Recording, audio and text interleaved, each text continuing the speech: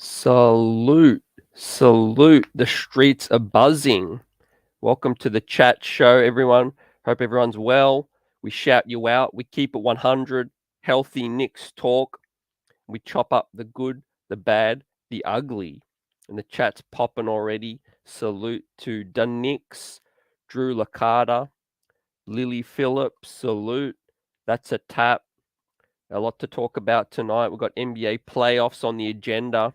But the topic of tonight's show is what will the New York Knicks do on draft night as well. We're going to chop up the endless possibilities, whichever direction this organization could go.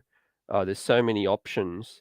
And like I said, we're going to get through the all the latest Knicks news in the Knicks streets. And we're going to talk about the playoffs and the good, the bad, the ugly, like we always do. Now let's bring that thing up to kickstart it for tonight.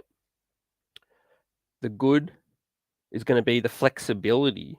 The flexibility, the possibilities are endless on NBA draft night for the New York Knicks coming up. Now that doesn't mean it's going to be easy. There's going to be a lot of maneuvering, a lot of things, a lot of mess to clean up for Leon and co. And we're going to chop it up tonight. Give us your thoughts like you always do. The chat's going to be popping. And like Leon Rose said himself, the man said himself, the biggest thing the Knicks have going for them is flexibility. They have some movable contracts. Doesn't mean it's going to be really easy, straightforward, but there's going to be some possibilities to make moves. Absolutely right. Draft night is going to be huge, and it's going to be busy. The Knicks are going to get busy. And on the back of that, NBA playoffs, teams are flaming out of the NBA playoffs. So that's good. That means the New York Knicks are going to be there's going to be teams around this league that are going to get desperate. The Brooklyn Nets, where losing happens, desperation happens. The Utah Jazz straight flamed out. Donovan Mitchell, that buzz is just going to continue as well. So that's going to be a topic we'll chop up tonight. And the other teams, flaming out. There'll be more teams to flame out as well. That's the best thing about it. When you're not winning, there's only one other winner, and every other team is going to be, back to square one, back to the drawing board and thinking about what they can do to set themselves up. And the NBA playoffs, thick and fast. There's been some great action as well. The New Orleans Pelicans grabbed a lot of fans, from their efforts, gallant effort against Phoenix. And of course, we're going to chop up the Zion Williamson news as well that Woj spoke on today. Looks like Zion's going to be, looking like he's going to be happy to accept that money in New Orleans and then maybe force a trade later. take care of the house first and then figure out the rest later. So yeah, and then Shaden Sharp, like we touched on last time, he's declared a top prospect. He could go as high as 4, in my opinion, but around the 4 to 8 range, I think Shaden Sharp, that's just going to push more prospects down the pecking order as well. So I'm glad that he's declared. The draft odds, the Knicks have 9.4% chance of getting into the top 4. And of course, the great is the young core that the New York Knicks have, that we feel strongly about and we feel, excited about for the upcoming season, right? The end was no fluke, in my opinion, and we'll chop that up. Some of the bad is trading the farm. We want to build this thing organically, and the New York Knicks want to build for sustainable winning. They need to make smart moves and not trade away the farm as well. Johnny Bryant, the remaining assistant coach with the New York Knicks, what happens with him? He's going to be a target. His name's going to be flying around the buzz throughout this off season. Is Johnny Bryant? He's going to be in demand as well, and it's going to be really fascinating to see what the Knicks do.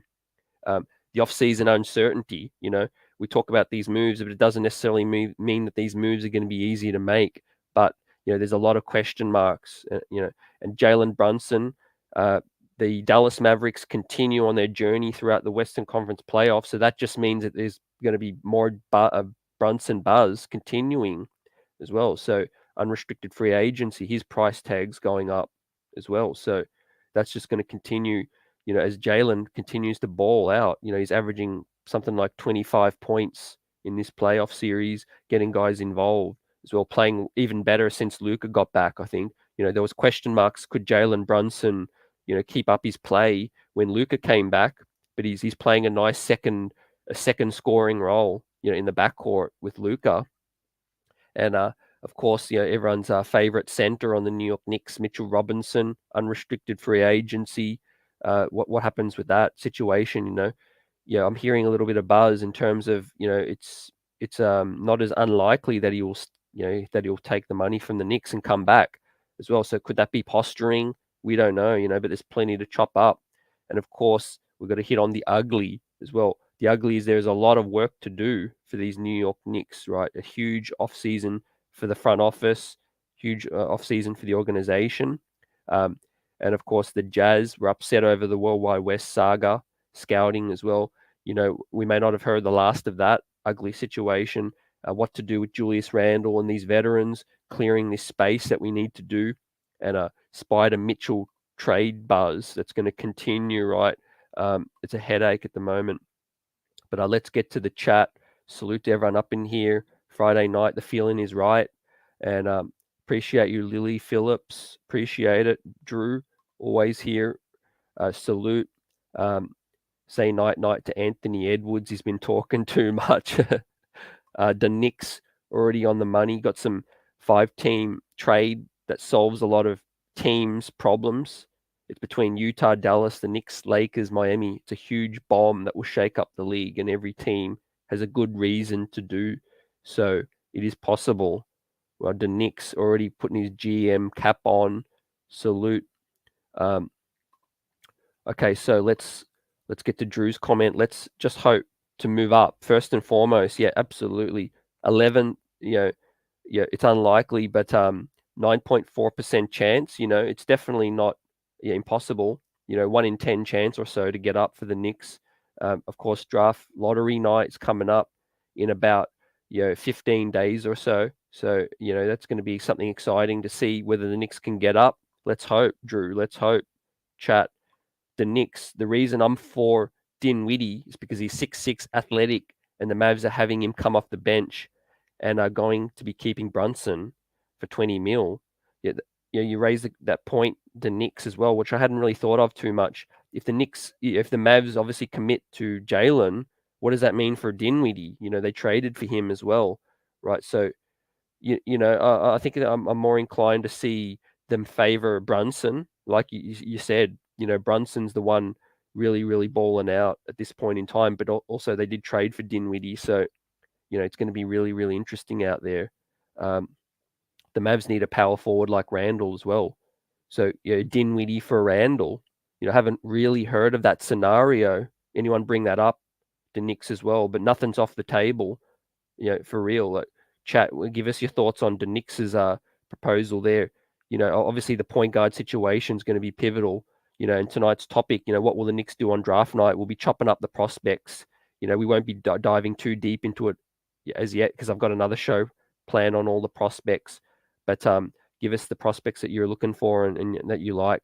And we'll obviously chop up the prospects if the Knicks can move up, if they stay where they're at, if they trade down, if they trade out of it for a veteran. There's going to be a lot of back and forth in this front office, to see what they end up doing. Drew said, last time I checked, Brunson's dad isn't happy with the Mavs, but I guess we'll see if Dallas pays Brunson. Yeah, I'm glad you brought that up, Drew. There was some news this week that Rick Brunson, Jalen's father, said no discounts. So no discounts for anybody, right? He's been balling out and he deserves the pay. So someone's got to pony up. Is it going to be Detroit? Is it going to be the Knicks? Is it going to be Dallas? Maybe some other team comes out of nowhere as well, right? And that's what I said in terms of Jalen Brunson continuing on these playoffs. He's just got another opportunity, another playoff series to boost his stock, right? Ladies and gentlemen, Canal in the building. Salute. What would we get with Spencer Dinwiddie? A penetrating guard, some length as well. But I'm not for paying a veteran like that too much money. Spencer Dinwiddie's he's effective in some areas of his game, but he's floated around a little bit. He's got that little bit of an injury concern as well. But he's playing well.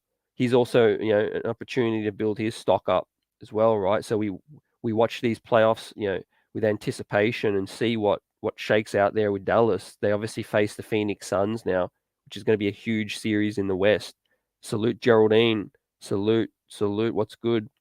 And the Knicks says Knicks get Dinwiddie, Mavs get Randle, Heat get Donovan Mitchell, Lakers get Mike Conley and Gobert, and Utah gets Westbrook, Lowry, Horton Tucker, Ntilikina for a cap space thing. They can cut him. That'd be one of the biggest trades in NBA history. The Knicks as well. But I like your creativeness, and I like your your willingness to sort of think about what each team could do with as well. These trades don't happen easily, but there'll be some winners out of this trade. Absolutely right. Donovan Mitchell getting out of Utah, the writing's on the wall. If it doesn't happen this offseason, I could certainly see it happening, very, very soon. Dang, we could wake up tomorrow to a Woj bomb. Did you guys see Donovan's press conference as well? Salute, cash out, salute. Did you guys see Donovan Mitchell's press conference? And there's another press conference that was interesting, which is Zach LaVine. So these guys, putting out cryptics out there that they're basically open to entertaining anything. Nothing's off the table for these guys. So I think we're going to see some movement. Chat, ladies and gentlemen, we're definitely going to see some top tier players make some move. Beyond the movement. Zach LaVine. He said it's a lot of interesting stuff. What do you guys think about Zach LaVine? He'd be an excellent fit next to Star J Barrett, right? Zach LaVine, unrestricted free agency. It's no foregone conclusion that he's going to be back in Chicago, right? They're an aging roster. They're maybe capped out. They're in a tough East. Dang. What's Zach LaVine? You guys tell me. What incentive does Zach LaVine have to stay with Chicago outside of them maybe paying him the bag? I think he's in the right age, the right timeline. Zach LaVine next to RJ would look nice with Obi Toppin getting up and down. And Canal says Spencer is not enough to get back in return for Randle as well. Yeah, I tend to agree with that. We've got to get a little bit more back if we can. And look, we've chopped it up a bit, but Julius Randle's value isn't great at the moment. And Knicks fans that are expecting us to trade Randle straight away on draft night, I have some hesitations about it in terms of if the Knicks will do it. Do I want it to happen? Yeah, I want it to happen ASAP. But yeah, it's a business. At the end of the day, it's a business, and the Knicks have a lot of things to consider. They have their future to consider. Do you trade pennies on a dollar? Basically, it's frustrating because we had Julius on a excellent value contract last season. He was an all-star, most improved. He was all NBA man.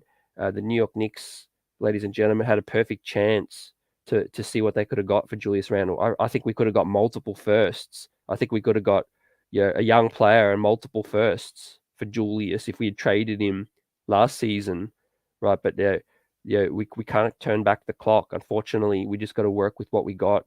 And I hope, regardless, Julius Randle makes some improvement this season. He goes into the off season and really looks at himself and improves his game.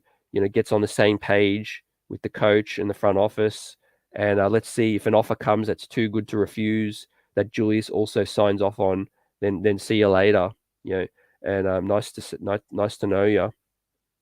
And I think Dallas, like the Knicks hit on, right? How could you not think Dallas is at the top of that tree, right? Especially if they just get close, if they think they're close enough. And think about this, ladies and gentlemen. If the Dallas Mavericks get within the have a really great series against Phoenix, or they get to the Western Conference Finals, that could mean they could think that they're maybe one piece away, which might play into the Knicks' favor as well. So think about that for a second. That could just work in the Knicks' favor. If Dallas gets so close that they think they might be a Julius Randle away from making the Western Conference Finals or the NBA Finals, that could really work out for the Knicks. But yeah, Dallas, you'd think Julius, out of all locations, that the Dallas Mavericks would be the best situation for them. Again, the Jalen Brunson sign and trade, that's definitely something that they're going to explore, I think. Dallas, if especially if Jalen says I'm leaving, I choose the Knicks, make it happen, But I love you, Mavs, and I don't want you to lose me for nothing. Then how about we work something out? And the Knicks says, hey, we're paying Evan 17. What's paying a true point guard, 6'6" Dinwiddie that can defend 19 mil? No, you're not wrong. You're not wrong. The Knicks, I wouldn't be against the move. I just feel like the Knicks could go in a few better directions. But I like what you said with the Dinwiddie thing. At the end of the day, if it comes down to the Knicks losing someone for nothing, we definitely need to we definitely need to get something back for Randle. Absolutely. In terms of a point guard, that's a need. That's a point of need. Cash out. He likes Levine, but I'd rather Cam start next to RJ as well. Yeah, I can get behind that too. Appreciate that cash out. Zach Levine's nice, but at the end of the day, we have a young player ascending in that position as well. So it wouldn't be the end of the world if we didn't get Zach Levine too. So, but I think if he explores options, let's say Zach Levine fully intends to explore unrestricted free agency, I think the New York Knicks would be a team to get a meeting at least. You would hope that the New York Knicks would at least get in those discussions, right? Maybe even another sign and trade with Mitchell Robinson. Maybe even a sign and trade. For Chicago. Possibly Knicks tape 88. Salute. What's good? Trade Randle for D'Lo's expiring and a first. I haven't heard that proposal before, but I'm not hating it at all. Knicks tape, that's a good one. Randle for D'Lo expiring and a first. Let's see what happens with the T-Wolves. Obviously, I haven't checked the result of tonight's game. You guys let me know what happened with the game against the Memphis Grizzlies and the T-Wolves. But like I said, in the good, the bad, the ugly, the good is a lot of teams are flaming out. And what happens when teams flame out? They start to look at their future and making heat. And Canal says, can we trade Randle to Portland for their pick? Yep, absolutely. I love that. That's at the top of my option list, Canal. The Portland Trailblazers have pick number 6. They also have a massive trade exception as well. So that'll be ideal, I think, for both sides, man. Sign me up for that ASAP. The Knicks get a pick, that helps their future out. And the Portland Trailblazers get Julius, of course. That helps them out. Dame Lillard gets them back to the playoffs as well, because it's going to be tough for them to rebuild. To get bigger tier players to entertain Portland as well. So Julius might be the biggest name that Portland can get. And I salute Sherwin. Salute. What's good? Good evening. And Cash Out says Dallas said they're not exploring a sign and trade with Brunson whatsoever. Yeah, I saw that too. Appreciate that, Cash Out. I think they're obviously saying that now to, they're confident. They're confident of keeping Brunson, and they're confident of that he's going to want to stay there as well. But what can change that? What can throw a spanner in that work is if Jalen Brunson decides, I want to go somewhere else. Remember, Jalen Brunson's an unrestricted free agent. So Dallas, his team's always going to say, we're not exploring sign and trade. But what happens normally is once the player decides another place, then they're like, hey, all right, all our plans out the window. Basically, we're not going to lose you for nothing. Okay, we'll do a sign and trade, basically. So I think they're just doing that to scare people away, posture, all of that good stuff. And Jaden Ivey, salute. The 4th overall selection, Jaden Ivey in the building. What's good? Bro, either trade for Zion or stay put and build through the draft. As well, yep. I like the second part the most, Jaden. With that said, I hope we get up to the 4th spot and pick you. I think you'd be dynamic next to RJ, Quickly, and Obi as well. That'd be a nice core that'll definitely get the New York Knicks back to relevance, sooner rather than later. Jaden Ivey, I think he's a lock for top 4. And what do you guys think about in terms of your prospects as well? And in terms of the prospects, what do I think the Knicks could do? Right, back to the topic of tonight's show. I'm leaning more towards that the New York Knicks will try. Their first option will be to try to trade up for this gentleman here, Jaden Ivey. They'll try to move up. Let's obviously see. We have to wait for the draft lottery. We might get into the top 4. We might get lucky. We're overdue. We're due for luck. NBA gods. Hopefully. But if the Knicks can't get up for 4th, I think they're still going to try to trade up for 6th, 7th. They might try to get Benedict Mathurin, who's obviously going to be around that range. Dyson Daniels is a nice selection that the Knicks could be interested in as well. He's getting a lot of buzz. He's rising up boards as well. So I think the Knicks' first option is going to try to trade up. So if they obviously don't luck out and get out to the top 4. Now, with that said, I think they'll obviously wait to see which player is around the 11th selection. If they're not happy with that, or they like more prospects down below, I think the New York Knicks will trade down. I think the Knicks' second option will be to trade down if they don't like, who's available at the 11 spot. Right, you guys let me know what you think. And cash out, appreciate that. Memphis won. So does that mean series? I think that's what, for 4-2. I think that's 4-2 the series. Memphis progress. Appreciate you for that. And Jaden Ivey says Randle for the Pistons top 3 selection. I would love that. I'd sign up for that right now. I wish that was a possibility. We might have to throw in a lot more. But that said, but you bring up the Pistons, Jaden. The Pistons are going to be really interested in Jalen Brunson, I'm hearing. Well, they want to pair him up with Cade Cunningham, for a dynamic backcourt. What do you guys think about a Jalen Brunson, Cade Cunningham backcourt? Right, that'd be nice. That'd be nice. Cash out says, CT, how do you feel about the Jeremy Sokin from Baylor as well? I'm glad you brought that up because he's not getting enough talk as well. And I think he will be one that will rise closer to the draft. Cash out too. I think Jeremy's got a ton of tools. He's got this size, incredible size, right? What is he, 6'10"? He's like a 6'10" hybrid power forward, hybrid small forward, power forward. He's getting a lot of buzz. He will get a lot of buzz. Sorry, coming closer to the draft, I think, especially once he starts working teams out. Teams work him out. And a salute, Soulfinger, salute. What's good, my friend? What's good? Yeah, in terms of cash out's point about that, I think he's the perfect trade down candidate as well. That's what I mean in terms of, so the Knicks are going to try to trade up if they can't get into the top 4 after the lottery. Then they're going to try to trade up for Mathurin or maybe Dyson Daniels if he's out of the reach, a Johnny Davis as well. And then if they can't get up or it costs too much, they'll look at who's there around 11. Now, who's going to be there around 11? It's going to be the likes of Jaden Hardy. It's going to be the likes of Tari Eason. It's going to be Mark Williams, Jalen Duran, the centers. It's going to be Sokin.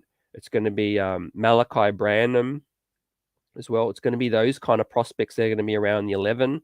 Now, if the Knicks like five players or so below that, then what's the incentive in picking at 11, right? Trade down, right? And I know it's going to be a hot topic and a lot of people will be like, why trade down? All of that kind of thing. But like I said, the Knicks' first option will be to try to trade up, right? They'll be try to trade up. If they can't move up, they'll look at who's around there, around 10, 11. Then if they like a lot of players below that, then it makes sense, right? There's a lot of parity and a lot of options, in this draft, right? To the likes that I haven't seen in my lifetime in terms of, like I said, 15 down to 30. There's a heap of talent. There's a Usman Jiang as well, which is a sort of a similar frame to Sokum. He's another 6'9", 6'10", really lanky, athletic wing as well, which is very, very raw. But possibly these guys possibly have uncapped potential. Like, you've obviously got a hit, but some of them have star potential, possibly, which is which is crazy to think that later that down the pecking order. Salute Bonson, what's good? Got the streets buzzing. The chat is absolutely on fire. Sherwin, Randle is a lot better than any player in this draft. Yep. Obviously, Randle's a veteran, Sherwin. You rock with Randle as well. We appreciate your loyalty with Randle as well. Do you still feel, Sherwin, at this point in time that Randle has a future in New York? Do you think that the Thibs belief and the Leon belief in Randle means that he's going to stick around? What are you thinking at this point in time? Still, do you think they can make amends this off season and Julius will will work out hard and come back a better player? And a 19 comment salute. What's good? What do you guys think is going to happen on draft night? I gave you what I think is going to happen now. The Knicks will try to trade up. They'll look at who's around 11. If they're not happy with a really high value selection there, they're gonna try to move down and get another pick out of it as well. And that's just the draft. After that, we're going to chop up now, moves. Obviously there's Randle, there is Kemba Walker, there is Alec Burks, there's Cam Reddish, who could still be a trade target to help them move up as well. I think they're going to go into draft night already decided on Julius Randle. They're going to have decided what they want to do. They're going to explore all the options possible and then, see what they can get for Julius. I think they're already going to know by draft night, and it's going to be on. Bonson says Cat's a good player, but does not have a good b-ball IQ. I'd take Money Making Mitch over him, even if he's limited offensively as well.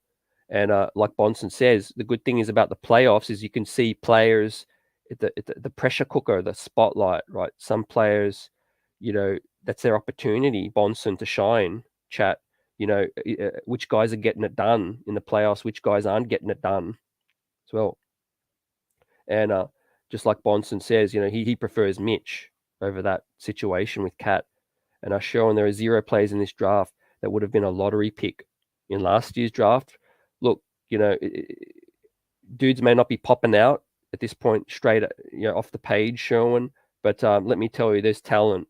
It's in the eye of the beholder, but there's talent, Sherwin, in this. You'll see. You'll see.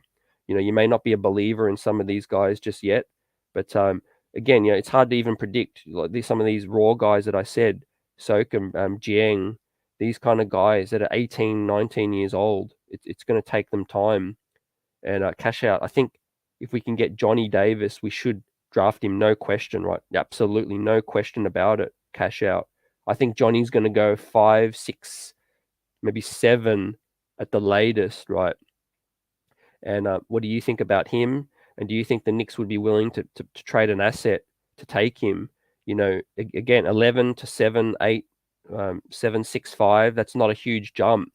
Maybe a couple second rounders and a Cam Reddish or someone like that can get the Knicks up to get the guy they might like, right? And I know a lot of people are fans of Cam. Me too. I'm a huge Cam Reddish fan as well. But let me tell you how business works. It comes down to do the Knicks fall in love with a prospect? That's generally what happens, right? A dude walks into their gym, whether it's Johnny Davis, Benedict Mathurin, someone comes into their gym and works out, and he puts in a hell of a workout, and then the buzz is going to be there.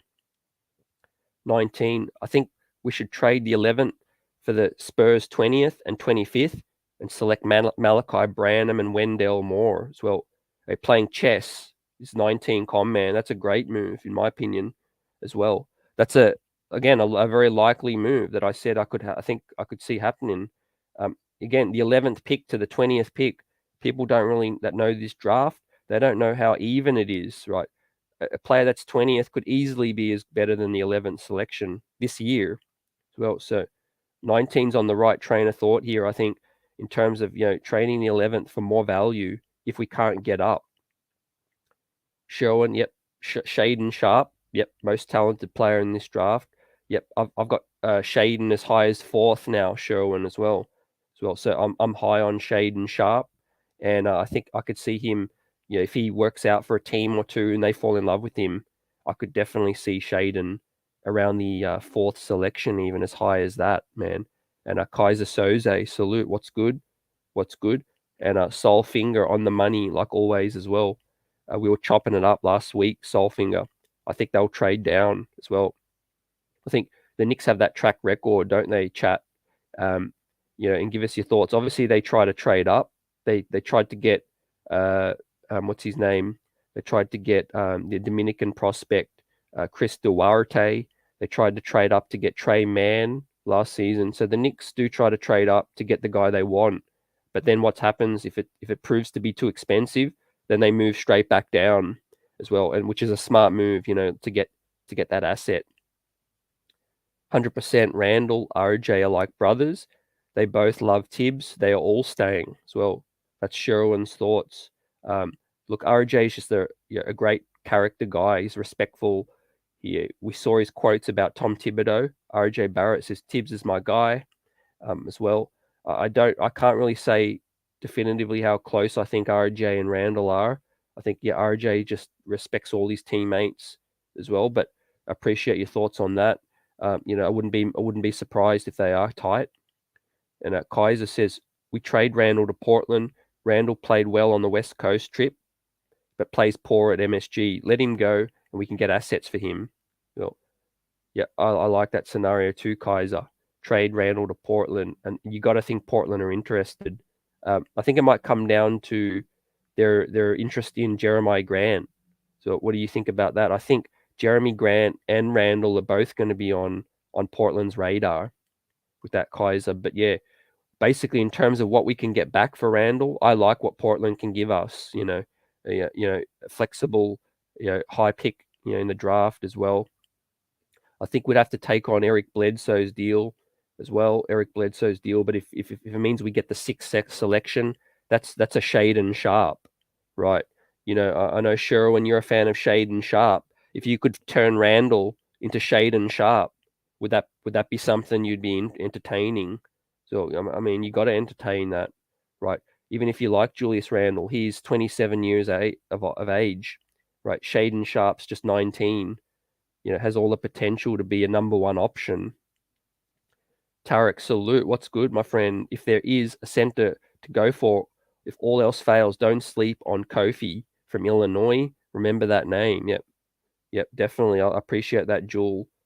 Tarek, I didn't see a lot of his college season, but the Knicks are definitely going to be in the market for a center, I think, regardless. I think with Mitch, with Sims, if Nerlens Noel, hopefully they try to get off of that. They need to get off of Nerlens Noel, man. And then that could open the door for some center moves. Big task, what's good? Got the Knicks streets buzzing, all as well, my friend. Hope's all well with you guys. We're in the off season now, but it's fun chopping this up with you all. Like I said tonight, we're all about what can the Knicks do on draft night, because that's going to set the table, right? We know what free agency is. We know what all that comes after that, right? But the Knicks are going to go into draft night with a strategy which is going to tell us all exactly what they're trying to do with this thing, right? With the veterans, which young players do they really believe in? Who's untouchable? Which prospects they like, which will complement the current roster. All of that's good stuff as well. So draft night's going to be absolutely popping, just like the chat is right now. And at show, and I watch college. This is the worst draft I've seen since Bennett. Since Bennett from Cleveland, pick out of Cleveland from UNLV was drafted. I think in terms of star talent, Sherwin, but I think there's definitely a lot of depth. And Rod Tucker, salute. What's good? Package the pick in a Randle deal. We have our young players set. So I like that second part. We have our young players set too. I agree, Rod. In terms of the timeline on this thing, right? Up in this thing with the New York Knicks, right? We have chemistry with the young players. We have promise. We have flexibility, and they have a lot of opportunities to play together now with chemistry. We just got to clear the decks, I think, and give these guys more shine. Give these guys more time. Vax 19 and the Knicks, the front office and Randle are cool, but the fans and media and Randle are not. So it's best if they trade him before the season begins. And what happens if he makes mistakes at the MSG? Will fans go ape? That's the big elephant in the room, the Knicks too. And like I've been saying, I could see Randle coming back opening night, but that doesn't mean I think it's going to be a long-term marriage. I think Randle's going to come back if they don't like what they can get, and I think he's going to come back a better player, and I think he's going to be better than this year. But I don't know if it's going to be a long-term thing. Um, yeah, at the end of the day, we need to get something back for Julius, right? We had that great opportunity to get more back, but like I said, there is a significant percentage that Randle sticks, but a lot has to change. When I say a lot has to change, I think we need to obviously get a point guard. We need to get another veteran, potentially a number one option. In a Julius scenario where he stays. Donovan Mitchell could it be something like that? A guy like that Julius would respect a lot more. But you bring up the point where the front office and Randle are tight, and that's no lie. That's the only main reason why I could see Julius Randle sticking around. And Kaiser not trading down in a weak draft is playing with fire as well. Yeah, with Kaiser, I can understand what you mean by that, Kaiser. I think the Knicks are going to have a chance to work dudes out, and if they like some dudes down below, then I think they're going to see what they can get in terms of another asset, quite potentially Kaiser. But trading down, I respect that opinion as well, because I know a lot of fans, want to take who's there at 11, what best player available as well. I wouldn't be mad at that, as well. And at 19, if we trade for 2 picks, then we have more tradable assets as well. Yeah, in that big blockbuster that the New York Knicks are trying to pull off that blockbuster, right? It's that elephant in the room. And big task. The Knicks and the Giants love trading down. Yeah, facts, right? It's in the DNA. Draft best player available if you can. Trade it for a better improvements. Do that up to the front office. Yeah, right. Front office got a heap of work to do as well. Give us the prospects that you like. Like I touched on earlier, there's going to be some risers as well. We haven't had the combine yet. We haven't had group workouts, individual workouts, all of that good stuff. Tarek Ivy, Mathurin, Sharp, and Dyson. Hot names, definitely, man. And do you guys think that they're going to be lured into any kind of, CAA kind of connections, CAA kind of connections, or Kentucky? We know Ty, a lot of people, roll their eyes when Ty is mocked to the New York Knicks. So, and Sherwin says, Obi fans, stop it. The Knicks not trading Randle to open the spot for a bench player. So Sherwin on his support for Julius as well, rocking out with Julius Randle. Cash out. If we trade Randle, we should draft Sokin to back up Obi.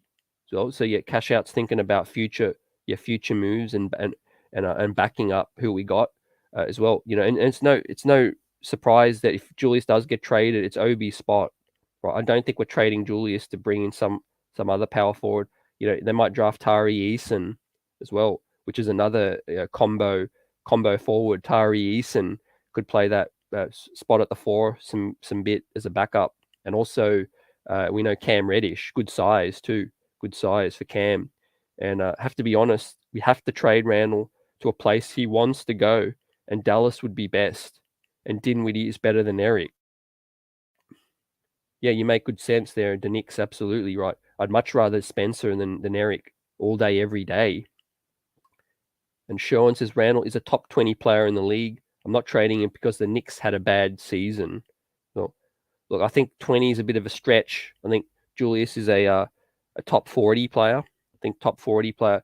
Remember, Sherwin, Julius had a breakout season, the season before this one, but it was an anomaly. It wasn't a season that's happened all the time. It was his best season. He deserved his awards. He deserved his contract. He's still a good player. All of that good stuff. But I think, Julius, it was an outlier for that. If he can string those, if Julius can string 2-3 of those years in a row, then that he would go a long way to having everyone's a lot more respect. I think the fact that it was just a flash, it was sort of 1 year and then it was back to the year he had before. I think a lot of fans didn't give him that kind of leeway.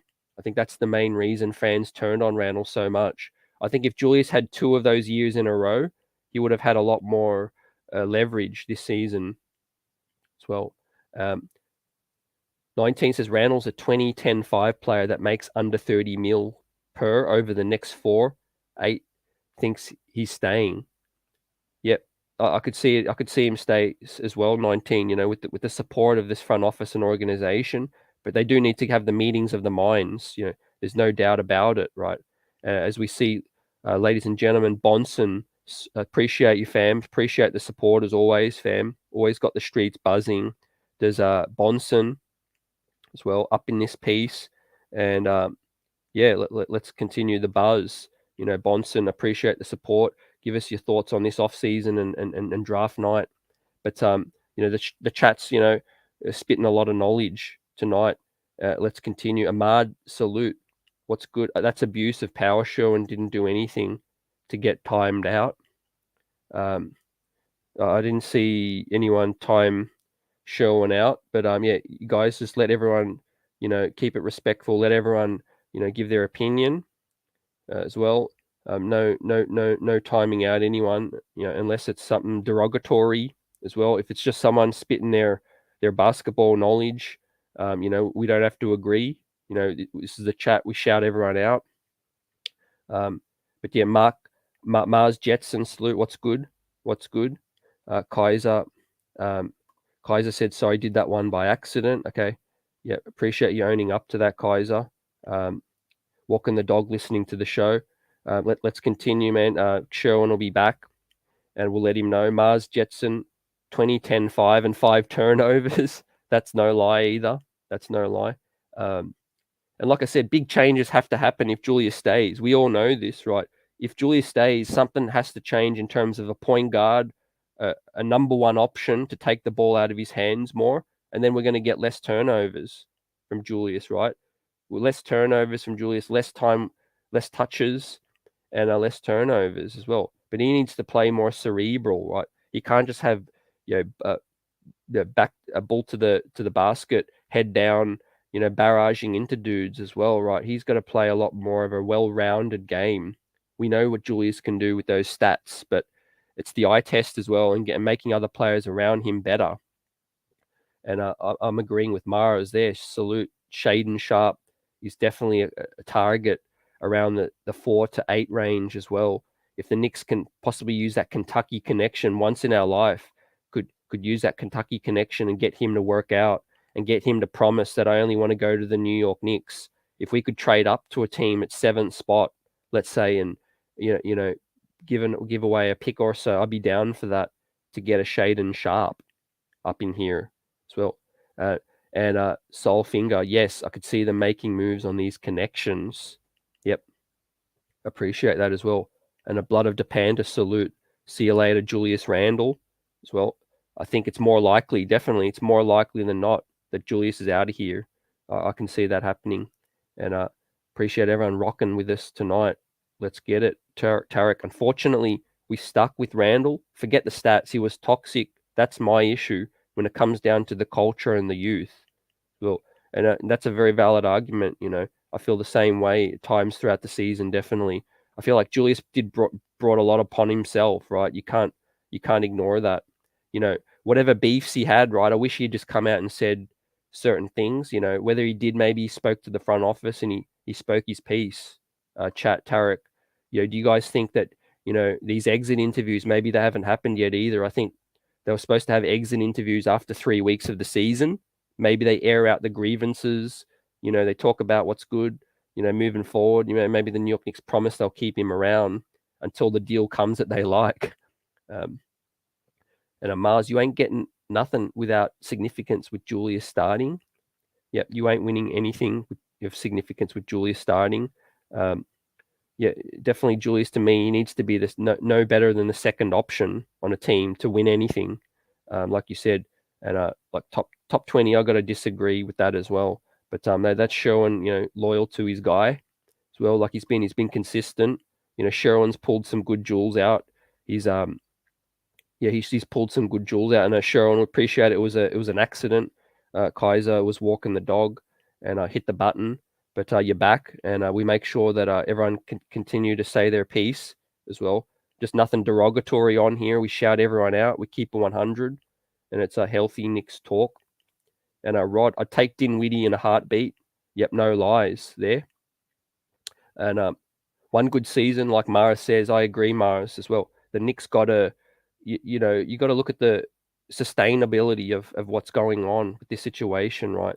And I appreciate showing support of Julius as well. You know, I was rocking with Julius last season. You know, I like Julius's game, but this season made me change my mind based on, you know, the players coming up and the timeline. You know, that's just my opinion on it as well. And like Mara says, the fans turn on him because he played with no effort on both sides again. Same team again with Thibs and Randle. And I think I think Thibs didn't do Julius any favors, right? Yeah, you guys got to agree.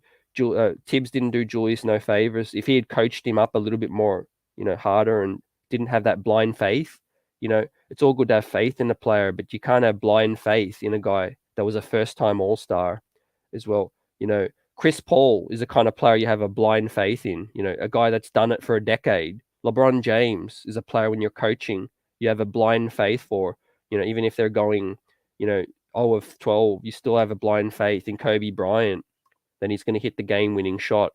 But to have blind faith in Julius Randle, I don't think, you know, it did Thibs any favors this season as well. That's why his name was out there in terms of, you know, Worldwide West trying to talk to Leon.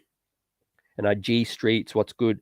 Yes, Julius Def didn't give any effort as the main guy. He's supposed to set the tone as well. Yet we need that kind of role model, like G Street says. And I think RJ Barrett, to that degree, stepped up. He stepped up huge this season in terms of a leader, a future leader as well. And you know, I think like the chat's sort of more leaning towards that move needs to happen as well. It needs to happen. So with that said, do you guys trade Julius draft night? Do you just try to get what you can, or do you drag it out? Do you wait to see, you know, this is a business at the end of the day. Do you do a deal that you're not completely sold with? You know, let's say a Dinwiddie, or do you wait to see maybe we could get more out of that situation as well? Or is it just get off of Julius at all costs? To me, I'm sort of torn in between, guys, because you know, it's a business at the end of the day. You know, Julius still can come back and have a great season next season. You've got to be open-minded about things as well, provided he's not a locker room issue. Of course, you know, any locker room issue you need to get out of ASAP. And I salute JJ. What is good? One of Randle and Obi has to go. Facts. It won't work with them playing together because neither of them can play the 3, and Thibs loves rim protection. So yeah, neither of them can play the 5 either. So, and I think that's one of the biggest issues, JJ. You know, I was screaming for those two to play a lot more beside each other, which should have happened as well. That was another one of Thibs's biggest mistakes this season. Not going to lie, right? Be more open to seeing, you know. And Leon Rose should have said that. You know, he should have said, look, we need to make a decision after this season. So at this season, you play those two together, play them next to each other, and we have a more educated decision. And like Blood of the Panda says, we need good IQ players. Yep, absolutely right. The Knicks have had a lot of players that haven't had the IQ that, you know, that we need, right? And it stems from the point guard spot too, right? It stems from the point guard spot. It's no surprise that Derrick Rose, it was his team's real MVP, right? If we're being real, not just because D Rose is a baller, but because he, you know, can run the team. Yeah, he commands respect. He gets guys involved. You know, Derrick Rose was one of the guys that found Obi Toppin the most whenever those two shared the floor together. So Derrick Rose just tries to make anyone better, and I salute Manchild. You know, let's get it. You know, Blood of the Panda, salute. Yeah, Derrick Rose is this team's real MVP. We've seen it we've seen it. We were trash before we traded for D Rose, and we were trash when he went down as well. So whether it's D Rose or a point guard, you know, remains to be seen. Maybe Jalen Brunson comes up in here, or Emmanuel quickly develops into that guy, and we go back to that fourth gear where we were. You know, when we won 8 in a row, and we were, you know, the streets were really buzzing around the world. New York, you know, remember that feeling when we won 8 or 9 in a row? You know, we were just on a streak right there. And salute Rod. What do we even have enough minutes for another young player? How do we have enough minutes for another young player? I think, yeah, Rod, the only way that can happen, man, is if the Knicks clear the decks on draft night, or free agency, they've got to clear Nerlens Noel, they've got to clear Kemba Walker, and they've got to clear Alec Burks. Those three guys is a non-negotiable to get out of, right? I don't even care if we get nothing back, just salary. If we can get off of Nerlens Noel, Alec Burks, Kemba Walker, that'll clear up some minutes for Cam Reddish and hopefully Deuce McBride as well.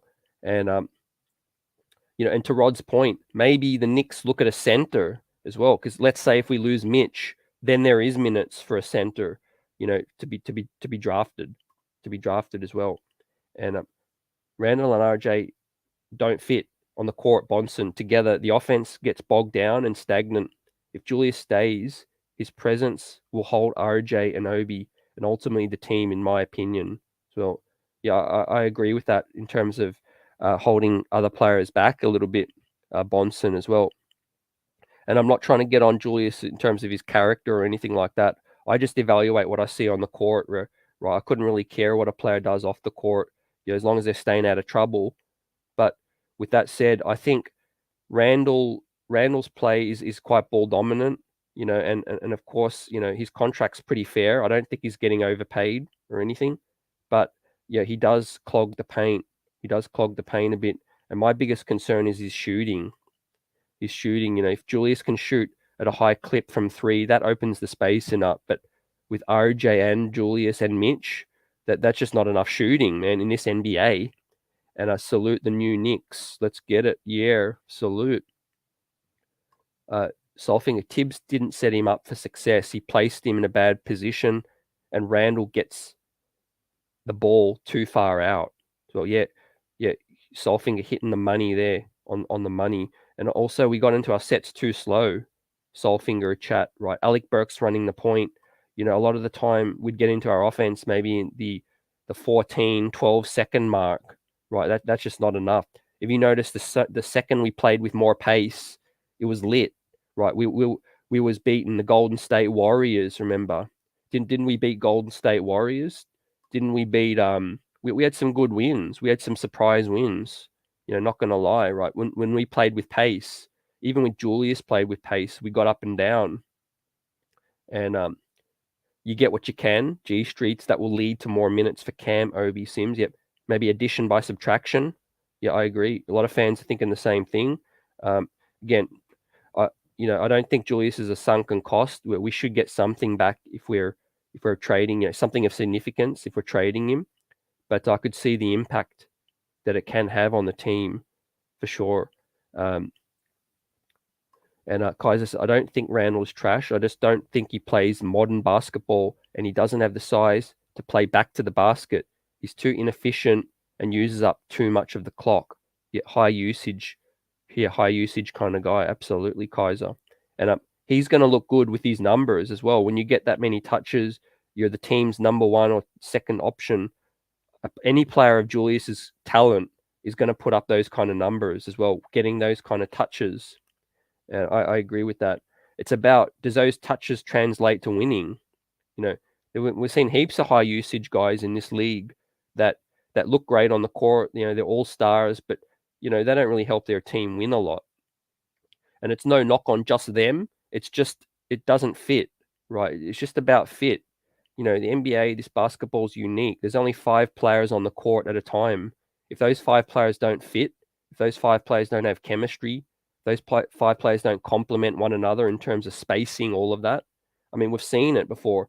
We saw the LA Lakers trot out all these Hall of Famers with Gary Payton, Steve Nash, Kobe, Pau Gasol, Karl Malone, all of that, and it didn't work out, right? So it doesn't matter if a player's talented or not. If they don't fit, they don't fit, right? And the truth is, RJ Barrett's not the best shooter.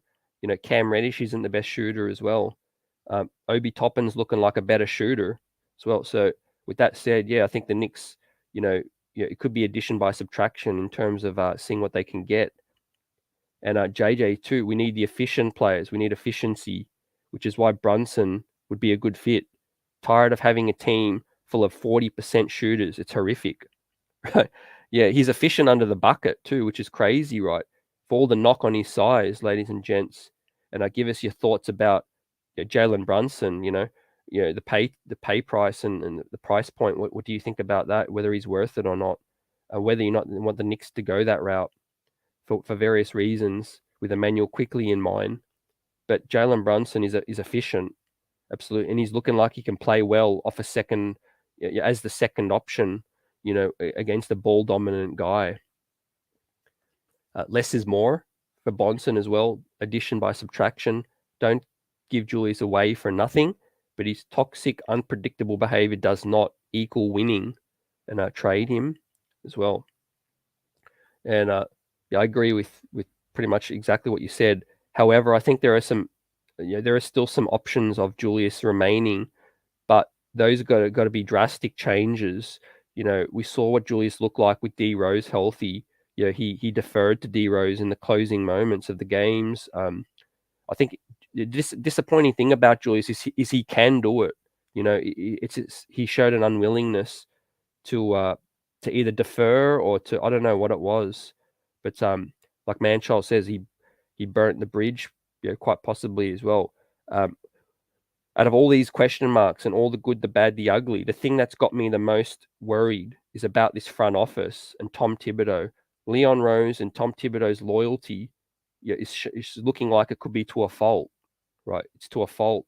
Thibs was blundering this season. Leon Rose couldn't step aside, or couldn't step in and make him change it up, right up until the end when Jericho Sims got burned.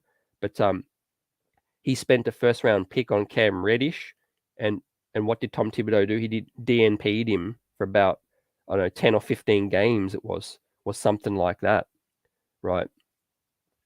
So I'm just gonna keep things buzzing and scroll down a bit further. Let's get it.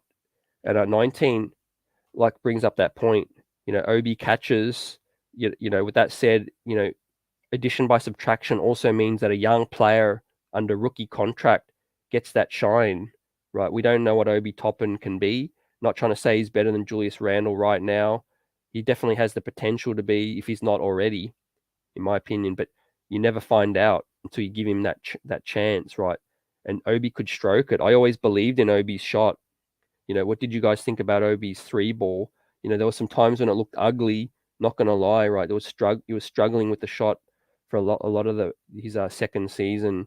A lot of them barely grazed the rim and stuff, but he got his act together, and he shot lights out towards the end of the season. And in terms of the point guard situation, like if we don't get Brunson, if we can move up to the top four, it's Jaden Ivey all the way for me. What do you guys think? Then it's Shaden Sharp. Those the two dream scenarios for me.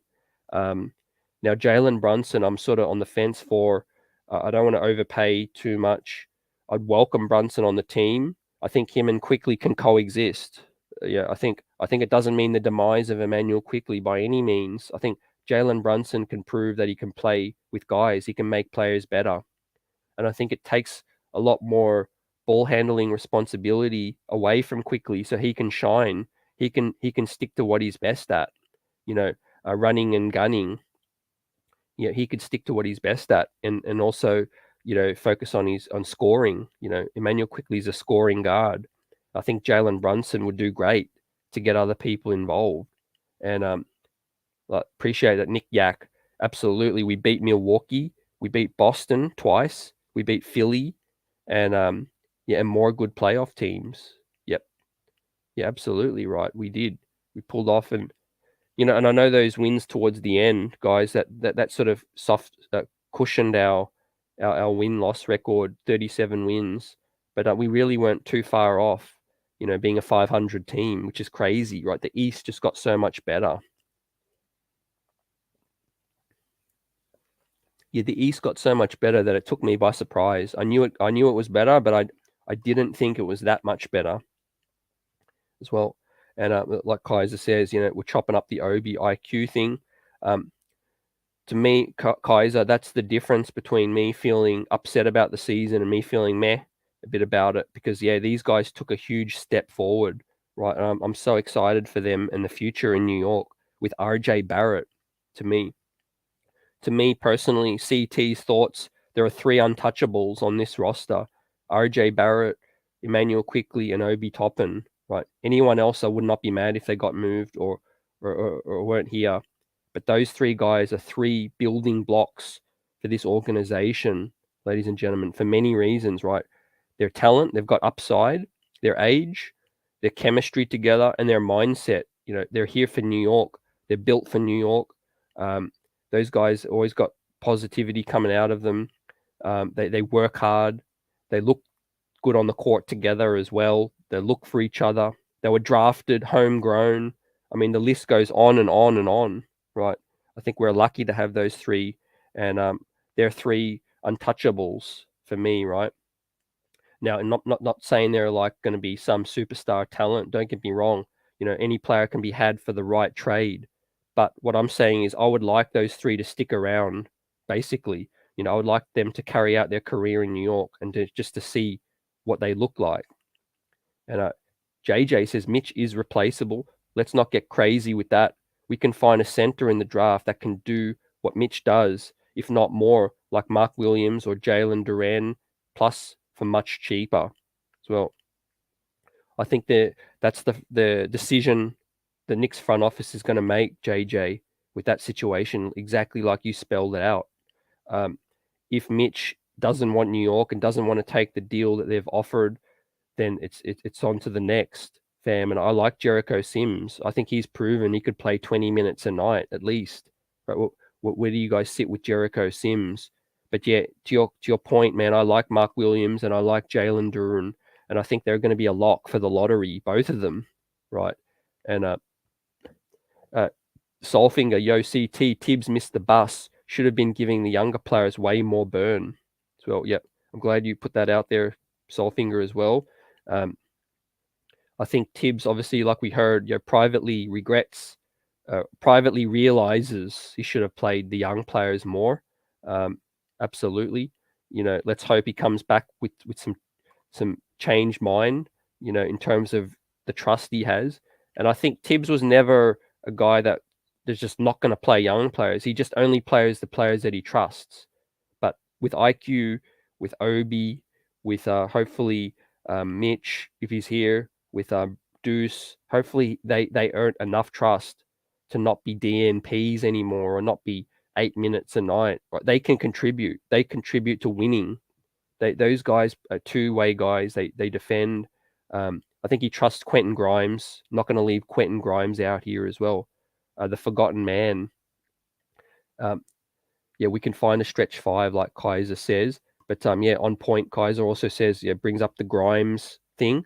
He's close fourth, is untouchable, Kaiser as well. I completely agree. Those dudes that play two ways, you know, both sides of the floor, they don't grow on trees, right? And the fact that, yeah, he could be our Desmond Bain.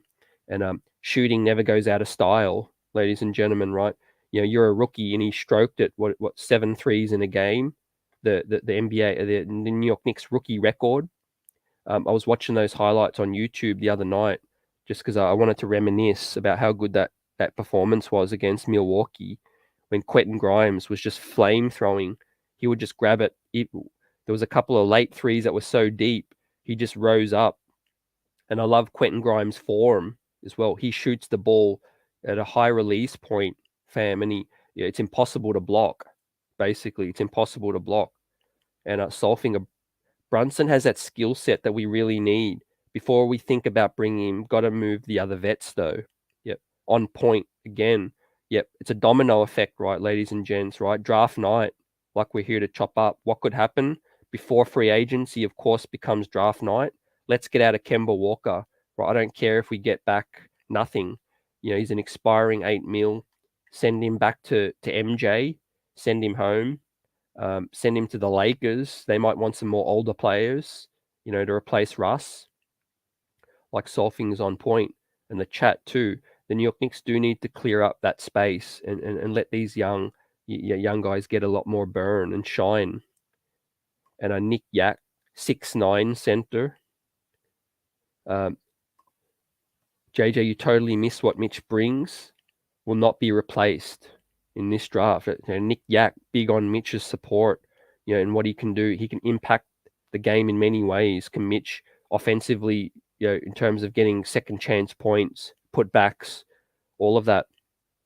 And I root for Mitch's success, whether it's here or in the league. I've always felt he has way more to offer than what he's either shown or what the Knicks allow him to show. We just don't know yet.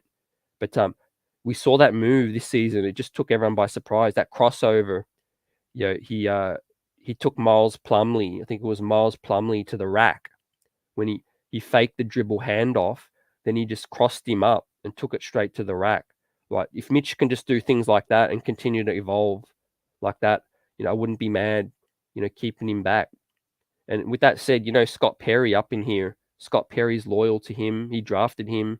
He was the one with Steve Mills who traded for him in the Carmelo Anthony deal with the 36 selection, and had that connection to help get Mitch to New York with the 36 pick.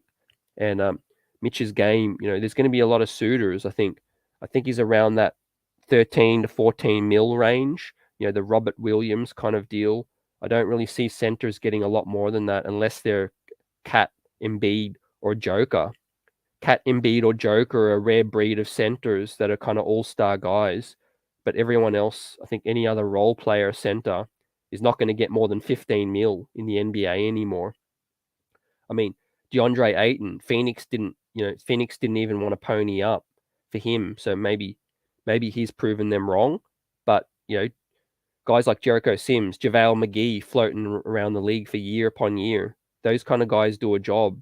Dwight Howard, they still do a job on bargain salary, as well. So it's crazy to think. And like Kaiser Soze says, Sims moves his feet well on pick and roll too. I love that part of his game. He switches on the perimeter like a Bam Bam Adebayo kind of thing. And if only Jericho was a bit longer, he'd be our starting center, I feel like. But he's a little bit short in terms of rim protector. But he has great verticality too as well. I love Sims. He knows how to defend verticality in terms of not getting fouled, not fouling, and also is as athletic as Mitch. The putbacks, the dunks that Sims had, that they were box office. They were highlight reel city as well. And if you were just a young Knicks fan hoping for the youngest kind of roster you could get, can you imagine a Jericho Sims with an Obi Toppin, those two growing next to each other, as well with Cam Reddish at the 3, 4, 5 spot? So that'd be bona fide athleticism, box office. And with that said, let's touch a little bit on the news today. Zion Williamson, ladies and gentlemen, New Orleans Pelicans flamed out of the playoffs, admirably. Man, did they push Phoenix to the brink. But with that said, they earned a lot of admiration and maybe admiration from Zion in his camp. But, we know money talks and we know he can get the biggest amount with New Orleans. So what do you guys think about what happened today with the announcement, kind of Woj dropping that New Orleans and Zion, is sort of warming up to them? And he said that, hey, put that contract in front of me and I'll sign it today. I'll sign it right now. So, like we know, money talks. The Knicks, JaVale McGee can do what Mitch does. No, he certainly can't. I'm just saying he's more serviceable in terms of, if a team doesn't want to pay 15 mil, they'll take what JaVale can give you for 3 mil as well. But certainly not as good as Mitch. It's about whether you want to save money in certain areas as well. There's a salary cap in this league as well. So, and I don't want people to think if the Knicks don't sign Mitch, they don't like him or they don't believe him. Sometimes it's not as black and white as that. It's a business. And like I said, you have to decide which guys you want to spend certain money on. You got RJ Barrett's extension coming up with that in mind. You got Cam Reddish. Maybe Leon really likes him as well. And, ownership, all of those kind of things. They might have to talk to James Dolan and say, hey, is this a team you're willing to go into the luxury tax for, right? We missed the play-in and no playoff revenue this season, after the pandemic. Does James Dolan want to run up the bill in 1 year's time if we're not a playoff team? It's going to be interesting. But that's another reason to continue to build through the draft, right? Everyone's on a rookie contract, on a cheaper deal, and some of these players outplay that deal, right? Like RJ Barrett, even though he's got long ways to go, he was outplaying his contract. He's RJ Barrett's output, 20 points per game. RJ Barrett was playing on like 7-8 mil this season. Like, if there is a free agent out there that's scoring 20 points per game, playing on 8-7 mil, a veteran, that's a bargain. They're probably going to get a max deal somewhere. And Solfinger likes Sims, but he needs a lot of development. Yet we can't miss out on that part too, right? Yeah, and that's going to come with minutes as well, guys. Jericho. It's clear Thibs likes Jericho, which I'm happy about. He's not afraid to play him. He does a lot of great things intangibly. Sets great screens, like Kaiser said. Get out on the perimeter, lock guys down, verticality, athleticism, all of those good things. And he has a little baby hook too. Jericho's no stiff around the hoop, right? He has a little hook around him. And Kaiser says Pelicans will probably trade Zion. If I were the Pelicans, I would try to trade Zion for Mitchell, for Donovan Mitchell. Yeah, you're not wrong with there, man. If you're not sold on, or if you're going to lose Zion, you try to bring in a Mitchell. That'd be dynamic with the rest of the squad, with CJ and with BI. But yeah, I think it's all about Zion just getting that deal, right? He knows, he knows his injuries and his body type and things like that, and you just got to take the bag, right? Take the bag, figure out the rest later. Do I think Zion's going to finish his career in New Orleans? No, I don't. I think he's definitely going to be, some point he's going to be somewhere else. But only his second deal. Just take the deal. Take the deal with New Orleans, and they're proven that they can be a winner next season. Maybe Zion just really isn't sold on New Orleans, but he would rather play for a winning team, and maybe they prove that with him returning, let's not get it twisted. If New Orleans Pelicans had Zion, they could have beaten Phoenix, right? I think they definitely could have beaten Phoenix. I mean, Phoenix needed a 14 performance from CP3 just to beat them. Right, a 34-year-old CP3 is not going to be able to keep that up forever, and I think Pelicans are coming.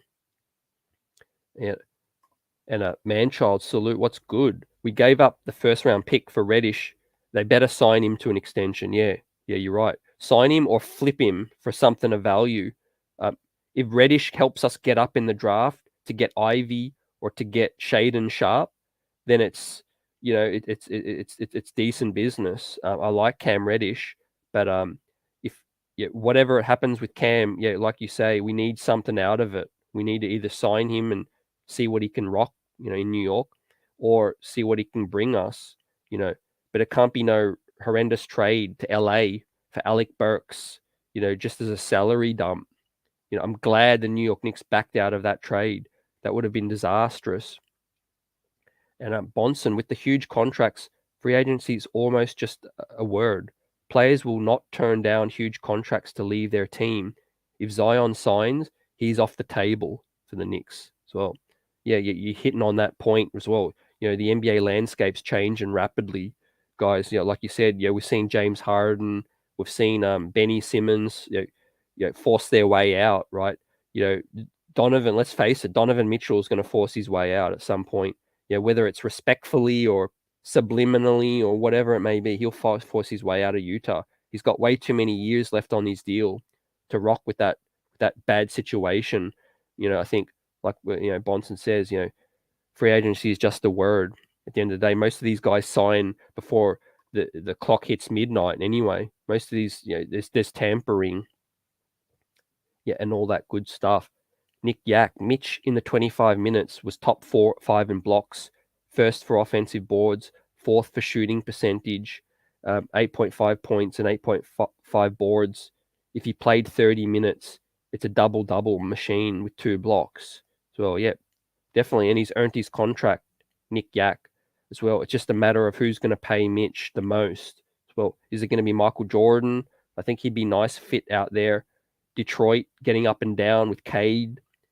Does Scott Perry or the New York Knicks just decide to pay him the full amount, the 15 mil? I think he's earned it. It's just a matter of who's going to who's going to want to give that to Mitch, and who's going to, see him as part of their future as well. But I'm happy for the man as well. I've said so many times his agent messed that thing up, right? Getting him to sign a 4-year prove it deal. That was bad. They should have had the 4th year as a player option as well. And Manchild, yeah, Donovan Mitchell, I think a lot of things went wrong with that with Utah with that fam. I think they traded his good friend Joe Ingles. Those guys had good chemistry. Joe Ingles could stretch the floor. I think Utah's not in a desirable location. They had to overpay certain dudes. Conley, Jordan Clarkson, those kind of guys are on massive deals. They've just got no flexibility. Rudy Gobert is dominant in one area of the game, but he's not, he's not a two-way guy, and that hurts you when your roster is completely capped out. When one of your most paid players is a one-way player, that hurts you. We've seen that with Tyson Chandler, we've seen that with Amari. Right, you need guys that play both sides of the floor to maximize winning. You know what I mean? You got a guy like Rudy Gobert on 30, 40 mil. There was games where the Clippers last season took him off the floor, basically when they went small ball. With that said, and Will says facts. Zion would have bullied Phoenix on the interior. Yep, absolutely. With athleticism, he would have bullied Jay Crowder all the way. Cam Johnson, there would have been no answer for that. But let's be real. Zion's healthy. Like Zion could play. He was doing windmills, 360 dunks in warm-ups, man. They could have put him out there for 20 minutes. Come on. And lit Phoenix up. Right, with the crowd going absolutely insane. Right, the Smoothie King Arena would have, the roof would have blown off if they'd put Zion out there in the 4th quarter or something like that, man. It would have been box office. But Kaiser says, yeah, Utah's issue is they played Gobert now. They can't improve. They overpaid Gobert. And now they can't improve the team. Rudy is trash around the hoop. And that's big and long. He's that big and long, but can't dunk on anyone. Yeah. Yeah, it's tough. It's just unlucky. I guess you find that kind of generational shot blocker, defensive demon, all of that good stuff. And you draft him, you find a jewel in the rough, but then you pay him, and then they don't develop other parts of their game. Not even a jump shot. If Rudy Gobert had he had a Derek Favors jump shot, it'd be a wrap. You know what I mean? He just needs something. He just needs a small jumper just to pull the guy out. I think even that, and that's what I hope Mitch can do as well. I hope Mitch can get on that. Mitch would be a demon, like the Knicks says. All those boards, that stats that he put up. If Mitchell Robinson can average 15 a night, right, as well, he'd be worthy of a 20 mil kind of contract. And Tarek says some Knicks fans have forgotten what we had at center before Mitch, and so they're talking crazy. Yeah, in terms of we haven't really had anyone around that level for so long. Yeah, I could see that as well. And Michael Fotis up in here, get on the Warriors.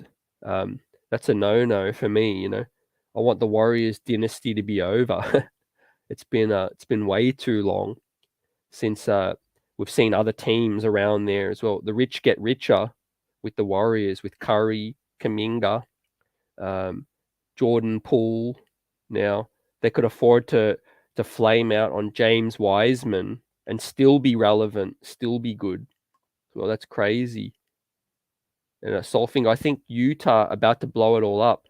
Not a free agent destination. That's the biggest thing that hurts them. Absolutely. Never seen a big time player beating their doors down to play for them. Yeah, exactly, Solfing. And they got lucky with Donovan. Let's face it. If the Knicks nab Donovan or some other team nabs Donovan, they don't get him at pick 13. It's a wrap for Utah. There's no run. There's no dynasty. There's no nothing. It's Rudy Gobert and nobody else, basically. So that credit to Walt Perrin, who basically just took a value selection and it paid off. But yeah, Utah got issues. They need to blow that thing up. Utah and OKC are like the markets that need to build the same way. They just need to blow that thing up, slow cook it, and do it that way, right? Build so many picks up in there. But it's interesting, because Dwayne Wade, D Wade, is a co-owner. So yeah, a guy with clout. So it's interesting to see what D Wade can do for that organization and see. Yep. And JJ's talking about New Orleans coach Willie Green develops guys like Herb Jones, two-way wings, Ingram, CJ, a center like Jonas, get Zion right, find a point guard, it's a wrap, right? Jose Alvarado. I mean, why can't we find those jewels, JJ, with Jose Alvarado? Yeah, was he undrafted or what? But he was in New York. Yeah, he was a New Yorker. Um, we need to find dudes like that, that could play. I know we have our Deuce McBride. The only difference is, Willie Green decided to play this dude, right? Empower them. And Utah has to start over, rebuild. We expect them to do that this offseason. The team has reached their ceiling. Yep, absolutely. And I want to give them credit too, right? It was, they got lucky, like I said, in certain parts, but the Utah Jazz have been great. They've been close, They've been close for many, many years. Those runs they had with Joe Ingles, Gobert, those guys, they found the right role players in Bogdanovich, Clarkson, Favors before they moved on. Anyone else I'm missing. Then they got Conley. They went all in the luxury tax with Conley, but the West, the wild, wild West, as they say, right? You could be good, but not good enough in the wild, wild West, right? And it's back to square one. And like I said about the good, we chop up the good, the bad, the ugly. The good is that teams are flaming out. The Brooklyn Nets, they're going to get desperate. Utah's going to get desperate now. There's going to be teams that are flaming out that get desperate. They're maybe one piece away. And my prediction is the next team could be the Dallas Mavericks, right? They're going to be in so much luxury tax with Tim Hardaway, with Dinwiddie, with Brunson if they pay him, right? They're going to be so cash strapped that a Julius Randle trade could look sexy for Dallas Mavericks, the hometown hero, close to getting to the Western Conference Finals, NBA Finals even. Luka Doncic and Jalen Brunson as the two guys. Maybe Julius Randle could be the three musketeer and help them out, so to speak, on a cheapish kind of deal too. Let's be real. If Dallas are going big game hunting, they can't afford too much, a guy that's too expensive. So a Julius Randle, do you guys think a Dallas situation is the most likely? Me, Dallas, and Portland, like the chat's been saying all night. Salute, Jonovan. What's good? Let's get this thing buzzing. Kaiser, I think Utah will try to trade Gobert and picks for someone. Hard to see them pulling a rabbit out the hat, though. Yeah. Yeah, absolutely, Kaiser. And what happens if their coach jumps ship? Quinn Snyder reports today that the LA Lakers are going to go all in on Quinn Snyder, one of the smarter minds in the game as well. So I think, LA tend to try to get their man. There's no price tag on a coach. Look out for Genie Bus to back up the Brinks truck for Quinn Snyder as well. And Utah just can't compete with that. Wouldn't it be ironic? I just had this epiphany that wouldn't it be ironic if the Utah Jazz made one phone call to Johnny Bryant and said, "Hey, we got your man D Mitchell here. He's staying if you come on board," and Johnny Bryant rocks out as the head coach in Utah, back to Utah, while Quinn Snyder leaves for Cali, and Kaiser says Ducia is better than Alvarado. Alvarado can only defend. Yeah, he's a Latin Pat Bev as well. Yeah, facts on point with that. Pesky defender as well. Deuce McBride got a lot of offensive upside as well. I think Deuce McBride made some strides this season, shooting the three ball in the G League. And Deuce McBride got a nice mid-range game as well. He got a nice pull-up mid-range. He just needs the minutes, and he just needs to find consistency with that. He'll get in a rhythm as well. Just like Obi did. and it's no fluke. Just touching on Obi a bit more towards the end of the season and IQ, it's no fluke these players play better with less pressure. The moment you knew Julius Randle was out through injury, the moment you knew the games didn't mean anything anymore in terms of win-loss playoff, the players balled out, right? They balled out. They had the shackles off, and they did their thing. They did their thing. And Tarek says, I love the Warriors because it's anti-super team. Yeah, that's a great point. They built organically. There's hope for the Knicks if they do it right by building a core, using the draft and staying patient, maybe add a player. Yep, absolutely right. The New York Knicks could have been the current Warriors if they moved up and they drafted Steph Curry. Basically, it's a sliding doors moment, fam. In terms of that said, Steph Curry in New York City, other players, other free agents would have come to us by now, right? That's a given. People would have come to play with Steph Curry. The New York Knicks, it's all about the draft. Like you said, bringing it back to today's topic, right? Everything else is subjective, free agents wanting to come, can this team want to trade with you? But there is one thing that's guaranteed is that every year there's a draft and every year you have your picks. If you keep the picks, and every year you have a chance to scout players and, hey, decide, is this the player that's going to help us, and take that player and develop that player, all of those things. Your success can be in your hands if you do it the right way. Well, instead of trying to toil with these other competitive teams, trying to do you a favor and all those kind of things. And I appreciate you, Geraldine. Get some rest, salute, all that good stuff. Let's keep it rocking. In terms of that, and I've been saying, it's a salary cap league in terms of players, but it's no salary cap in draft scouts, coaching staff, front office, all of that. Spend all that money you can on, personnel, execs that can help. Basically, Walt Perrin. It's no fluke since Walt Perrin and these other dudes came on board that our drafting got a bit better, right? It got better, from top to bottom. Decision making as well, getting the right guys. We favored Chris Duarte and Trey Mann slightly ahead of Quentin Grimes. But what happened when we couldn't get those two? We fell back and got our third guy, Quentin Grimes. So these guys, they're playing chess. They have their board. They're going to try to move up to see what they can get for a difference maker. If not, they're going to solidify their depth, and they're going to try to get the best player that's on their board basically as well. And I like what they're doing with two-way guys too. That's a theme as well. Deuce McBride, Quentin Grimes, Jericho Sims, they're all two-way players, right? None of them are a liability on either side of the floor. So I like that. Some could say low ceilings. I'm okay with that. We need to build with safer picks right now. We flamed out with Frank Ntilikina. We flamed out with Kevin Knox. We need to start picking players that help you on both sides of the floor as well. And I know some fans were upset that we didn't get the Jalen Johnsons, and those kind of high upside guys. But, the Knicks liked who they got, and they got them. And Simon, what's good? Trade a player, 2 first-round picks for Josh Giddey. It depends what player, and 2 firsts for Josh Giddey. I think Josh Giddey has a home in OKC right now. I'd love us to get him. But I think, who knows what's happening with OKC.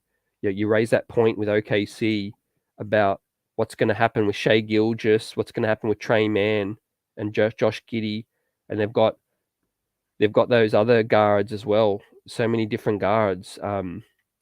They've got Kendrick Williams, they've got Ty Jerome, they've got so many guards up in that piece with Sam Presti as well. It's crazy talk. OKC got to do something. They got to consolidate. Like you're right. Whether or not Josh Giddey is the one they're willing to pass on, I think they're willing to bank on his stock rising. He had more triple doubles than any rookie, I think. And SGA is probably the more expensive player as well. So yeah, let's keep an eye on OKC this season. We saw how honest Sam Presti was this offseason. And Tarek says, it's not too late to employ the formula. We got the young core. Let's just not ruin it. by doing the rush job. Yeah, you're right, fam. And you know what can get in the way of that? People putting pressure on the front office, people getting upset, front office getting upset or owners getting upset.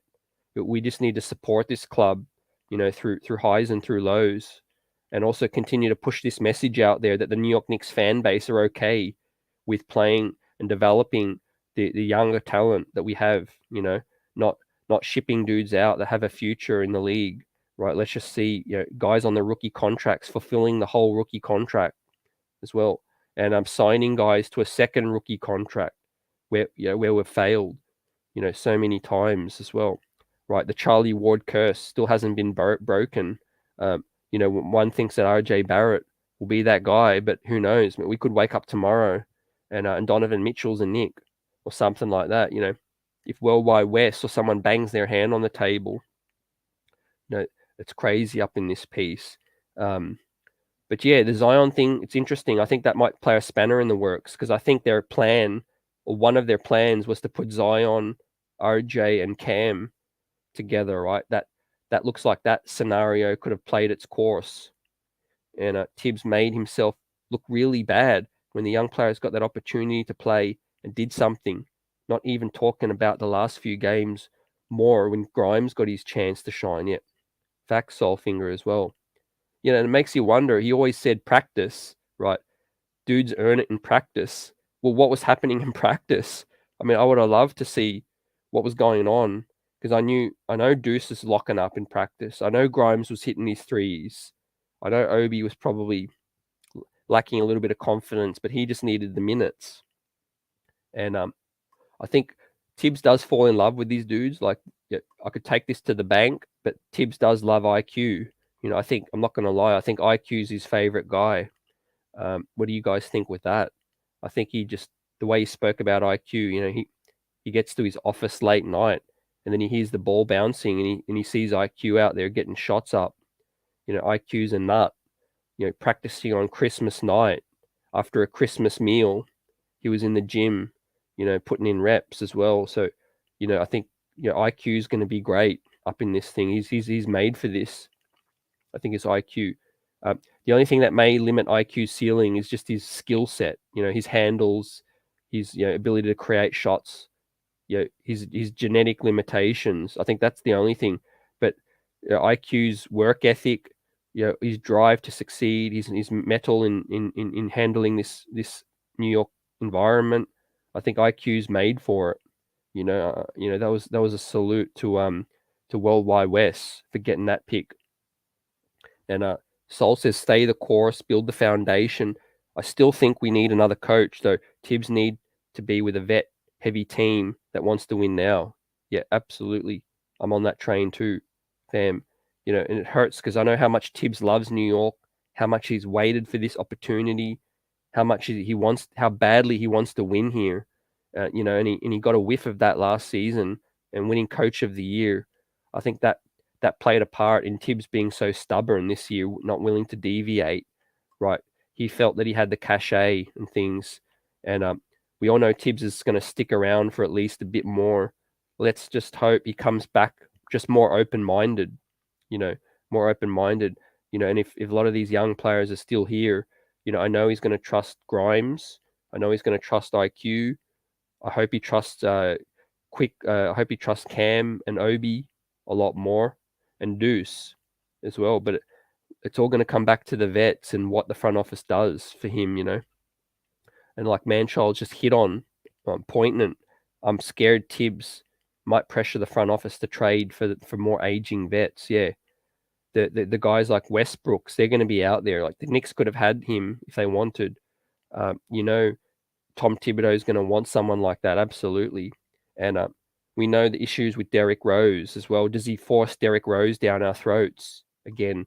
30 minutes a night, risking injury again. So what does the future hold for Derrick Rose? Touching on that, draft night, I could see a trade for Derrick Rose. I really can. Talking about these young point guards and these Bulls on the roster, it just doesn't fit. Even if you're entertaining Donovan Mitchell or Jalen Brunson, Derrick Rose hanging around. It just doesn't make any sense anymore. So let's see what we can get for D Rose. I'm cool with a second or 2 second round picks. The first round pick would be gravy. But what do you guys think about Derrick Rose? Chicago is a big option for D Rose. They're a couple pieces away. They flamed out. Maybe they're looking for upgrades. With Caruso and D Rose, that'd be a nice fit. I think, if they lose Zach LaVine, let's say Zach LaVine chooses New York, I could see a sign and trade where they don't lose Zach LaVine for nothing. Maybe Derrick Rose, a couple second rounders or something. So yeah, it's a draft night's going to be crazy. It's about clearing the space, clearing the log jam we've got. Alec Burks, good character guy, good guy off the bench, but let's find him another home. And Nerlens Noel, sunken cost. We might have to wait that contract out, but let's see. Tarek says, I don't mind Thibs, but he should be banned from entering the front office. Yeah, right, absolutely. They need to be separate. It's so important that those two, the decision makers and the coach, aren't too influenced by the coach. Like you said, the executives are here for the future and to steer this club to success. Tom Thibodeau's here to steer this club as long as he's in this job. Basically, when Tom Thibodeau's 68 and he's finished his job, he doesn't care what situation the Knicks are in. He cares about what situation we're in right now. But the front office, their job is to build this team for success, whether it's soon or in the future. But those two can't collide. Well, absolutely facts. Salute Jarvis. Peace. What's good? Let's get it. New Orleans, admirable playoff performance as well. Zion Williamson looking like he's going to be happy with that environment. And Solfinger, the chat's up in here. JJ in everyone's head. A lot of facts, a lot of knowledge being spit. And I love the New York Knicks fan base, the most passionate, most knowledgeable, and, the best fan base for the best team, and waking up. I salute Jarvis. Waking up. Didn't know you were on. Fell asleep earlier, had a nice nap, woke up to the streets buzzing. I appreciate it. And Soulfinger says, love what D Rose brings and respect him, but let him go. Take 2 seconds and keep it pushing. Yep. And he's still got value. He's still got absolute value, just D Rose, right? But that window's closing. That window, that's why I mean act now with D Rose. 33 years old, coming off that ankle issue. Bless him. Hopefully it's fully healed. It's all good on that side. And that D Rose can come back. Maybe even if he balls out for us for half a season and then we'd flip him at the deadline, I wouldn't be mad at that. But it's not ideal for me because, you got Quickly, you got Deuce, you got maybe another point guard we bring in. I just don't know. And you always run the risk of D Rose maybe getting that injury. Salute fam. Tarek, this is your favorite Knicks show, intelligent talk. CT is the voice of reason. None of this crazy talk that drives me crazy. Hey, appreciate it, Tarek, and the wise knowledge of the chat. You guys are here and, always putting your wise thoughts out there as well. And, a lot of us are on the same minds. Absolutely right. It's good to collaborate and to get our thoughts out there, and we shout people out. We debate it if something doesn't match our line of thought as well, but it's all respect here, and it's all about empowering everyone and in this team, right, to do the right thing. Because a lot of us have been fans for a long time, right, and I support other teams, other sports, and those teams have won many championships, in soccer and in all sorts of things as well. Other teams I follow, but it's the New York Knicks that's close to my heart, and we need to win, in my lifetime, because it's been too long, and to me it just doesn't make no sense. A team in this market that's so big that hasn't been winning for this long, like it's unheard of in other sports. Basically, it just comes down to how difficult it is and how important personnel decisions are. a corrupt, line of thinking, or poor strategic moves can hurt this thing for years and years, right? Can cripple you, basically, you know. And I had hope when Leon Rose was brought in. I thought, okay, here we go. It's not a flashy signing like Phil Jacks. It's not that salesman pitch like David Fizdale. It's just, okay, this guy is an agent. He knows the agent world. He has connections, all of that good stuff. I was just like, okay, let Leon Rose slow cook. Where I've got more concerns now is a couple of things that I've seen. Their inexperience obviously is hurting them. Negotiating, all of those kind of things. Their inexperience, and they had to bring in, or maybe James Dolan felt the need to bring in Gerson Rosas, to help this situation out. So my confidence isn't as high as what it was, but that doesn't mean these guys can't set us up.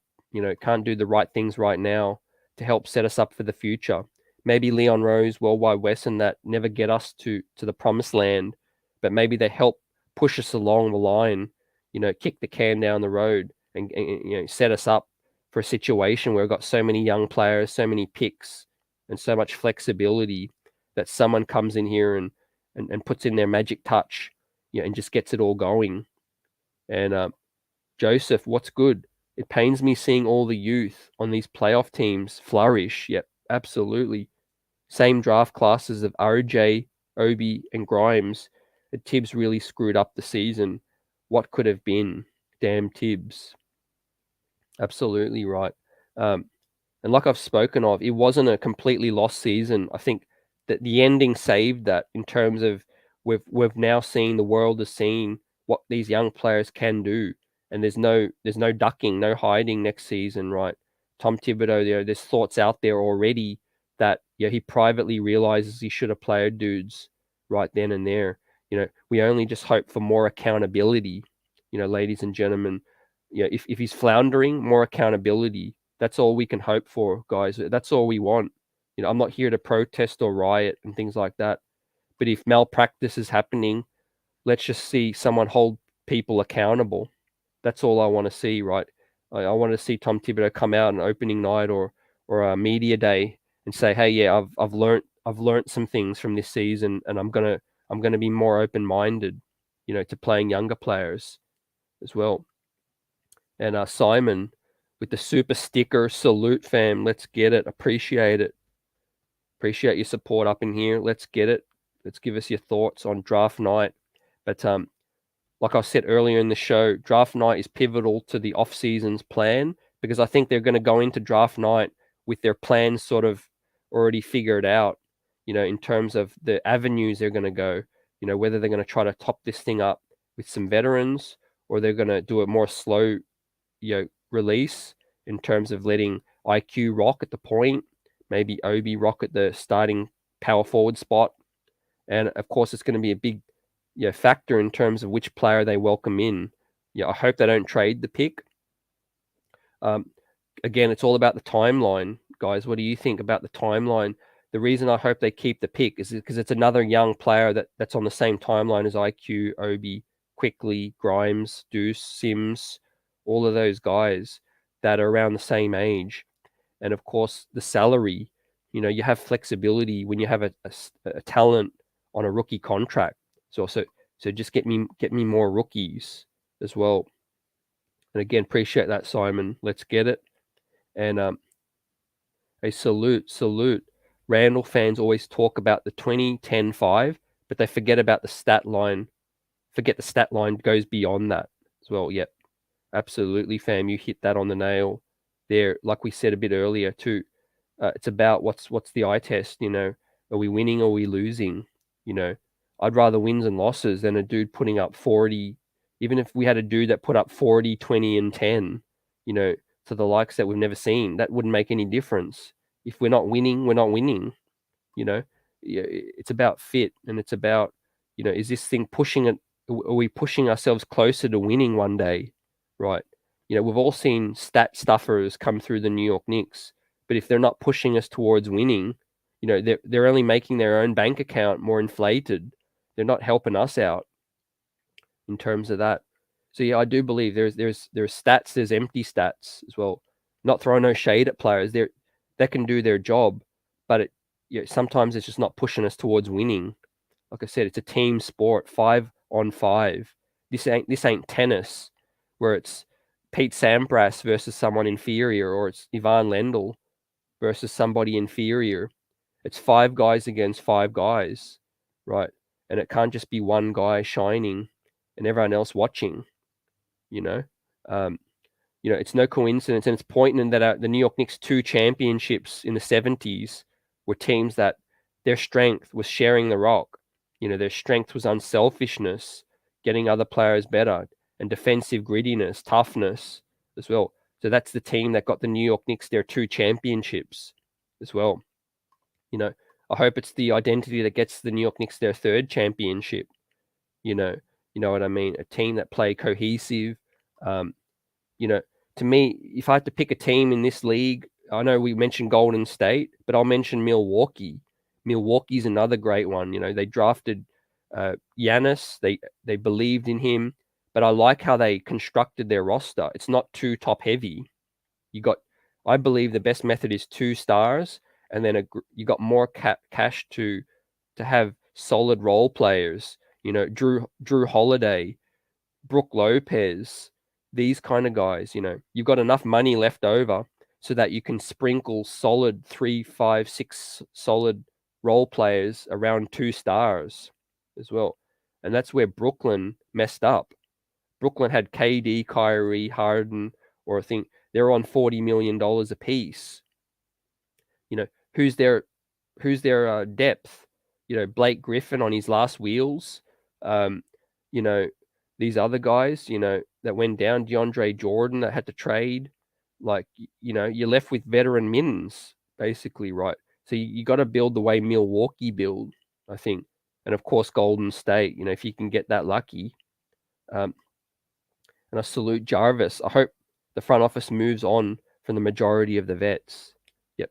And that's coming from a long time fan in Jarvis, who's seen the ups and the downs, and you're patient with this thing. That's what I can respect about fans up in this piece. The Knicks, we've seen all the quick fixes, and now we're at a point where, we're happy to see our young players blossom, and bloom. With that said, I appreciate that. And Sol says, the only way I could see them moving the pick would be getting a young vet point guard. I would knock on OKC's door and say, "What's up?" with SGA or Man. Yep, I agree with that too. And that's on point in terms of my thinking as well, Solfinger. In terms of, there's one way I would not be mad at speeding this thing up, and that's if we get a veteran that's younger. Let's say if we got a, like you said, SGA, we got a Jalen Brunson that's not too expensive just yet, but they're peaking still. They're not a 29-year-old, 30-year-old Russell Westbrook or Mike Conley or someone that's reached their ceiling yet as well. So I can rock with that. And Tarek says, I defended Randle, but I had to get real when he was proving me wrong. He left me no choice but to say that he has to be traded if we can, but not for nothing. So absolutely right. Yep, you rock with it as long as you can, and then you see what you can get. You see what you can get in terms of the best move available. And I'm trading down, says Simon, with the Spurs or OKC from Murray or Giddey with next year's Mavs pick on draft night, man. Yeah, I love me some DeJounte Murray and Giddey as well. I'm trading. Yeah, I'm trying to trade for those 2 guys as well, fam. Absolutely. Draft night's gonna create opportunities to move up and move down as well. But we look at OKC and we look at, to me personally, I look at Orlando. They've got a glut. They've got Jalen Suggs and Cole Anthony. Can those 2 coexist? What do you guys think? They've also got Markelle Fultz and RJ Hampton as well. So that's that's crazy, right? How many guards can they have? And Joseph says, watching Spo actually execute a game plan to hunt Trae Young down on mismatches shows exactly why Thibs is a bad coach. He really said it couldn't be done. BS. Georges Niang and Caleb Martin balled out on Trey. Absolutely, Joseph. Agree. Good coaching really comes to the foray in the crunch. Let's be real. The New York Knicks have flamed out in the playoffs as well so many times. Other teams as well. Playoff performances and playoff coaching is a whole nother animal compared to regular season. We know Coach Bud, struggled in the postseason for a while. He was named as a kind of regular season coach as well up until when he did it, and he got Giannis. But yeah, I agree. Coach Spo is a savant, and it was a joy to watch for all those defensive nuts to see them shut down Trae Young, and of course also Emi Udoka shout outs to shut down, KD. So KD ate crow, right? He got defended ways that I've never seen, players defend KD. And I know he's a bit aged. I know he's got the Achilles still, but man, no other team could shut down KD. That was salute to sweep Brooklyn. I mean, we bask in that glory, but that doesn't get mentioned just enough about Boston's performance, And a Kaiser salute. Randle's a stat chaser, but he doesn't affect the sowing loss column. He got what he wanted and he cashed in. Yet you will now fade into history. Yep, there's maybe another Nick that just comes in for a hot minute, does his thing. I'm not mad at the contract. Maybe they could have waited one more year to just to see whether it was fool's gold, like Manchild said. He could have waited. Front office. I don't know why they felt the urgency to extend him so soon.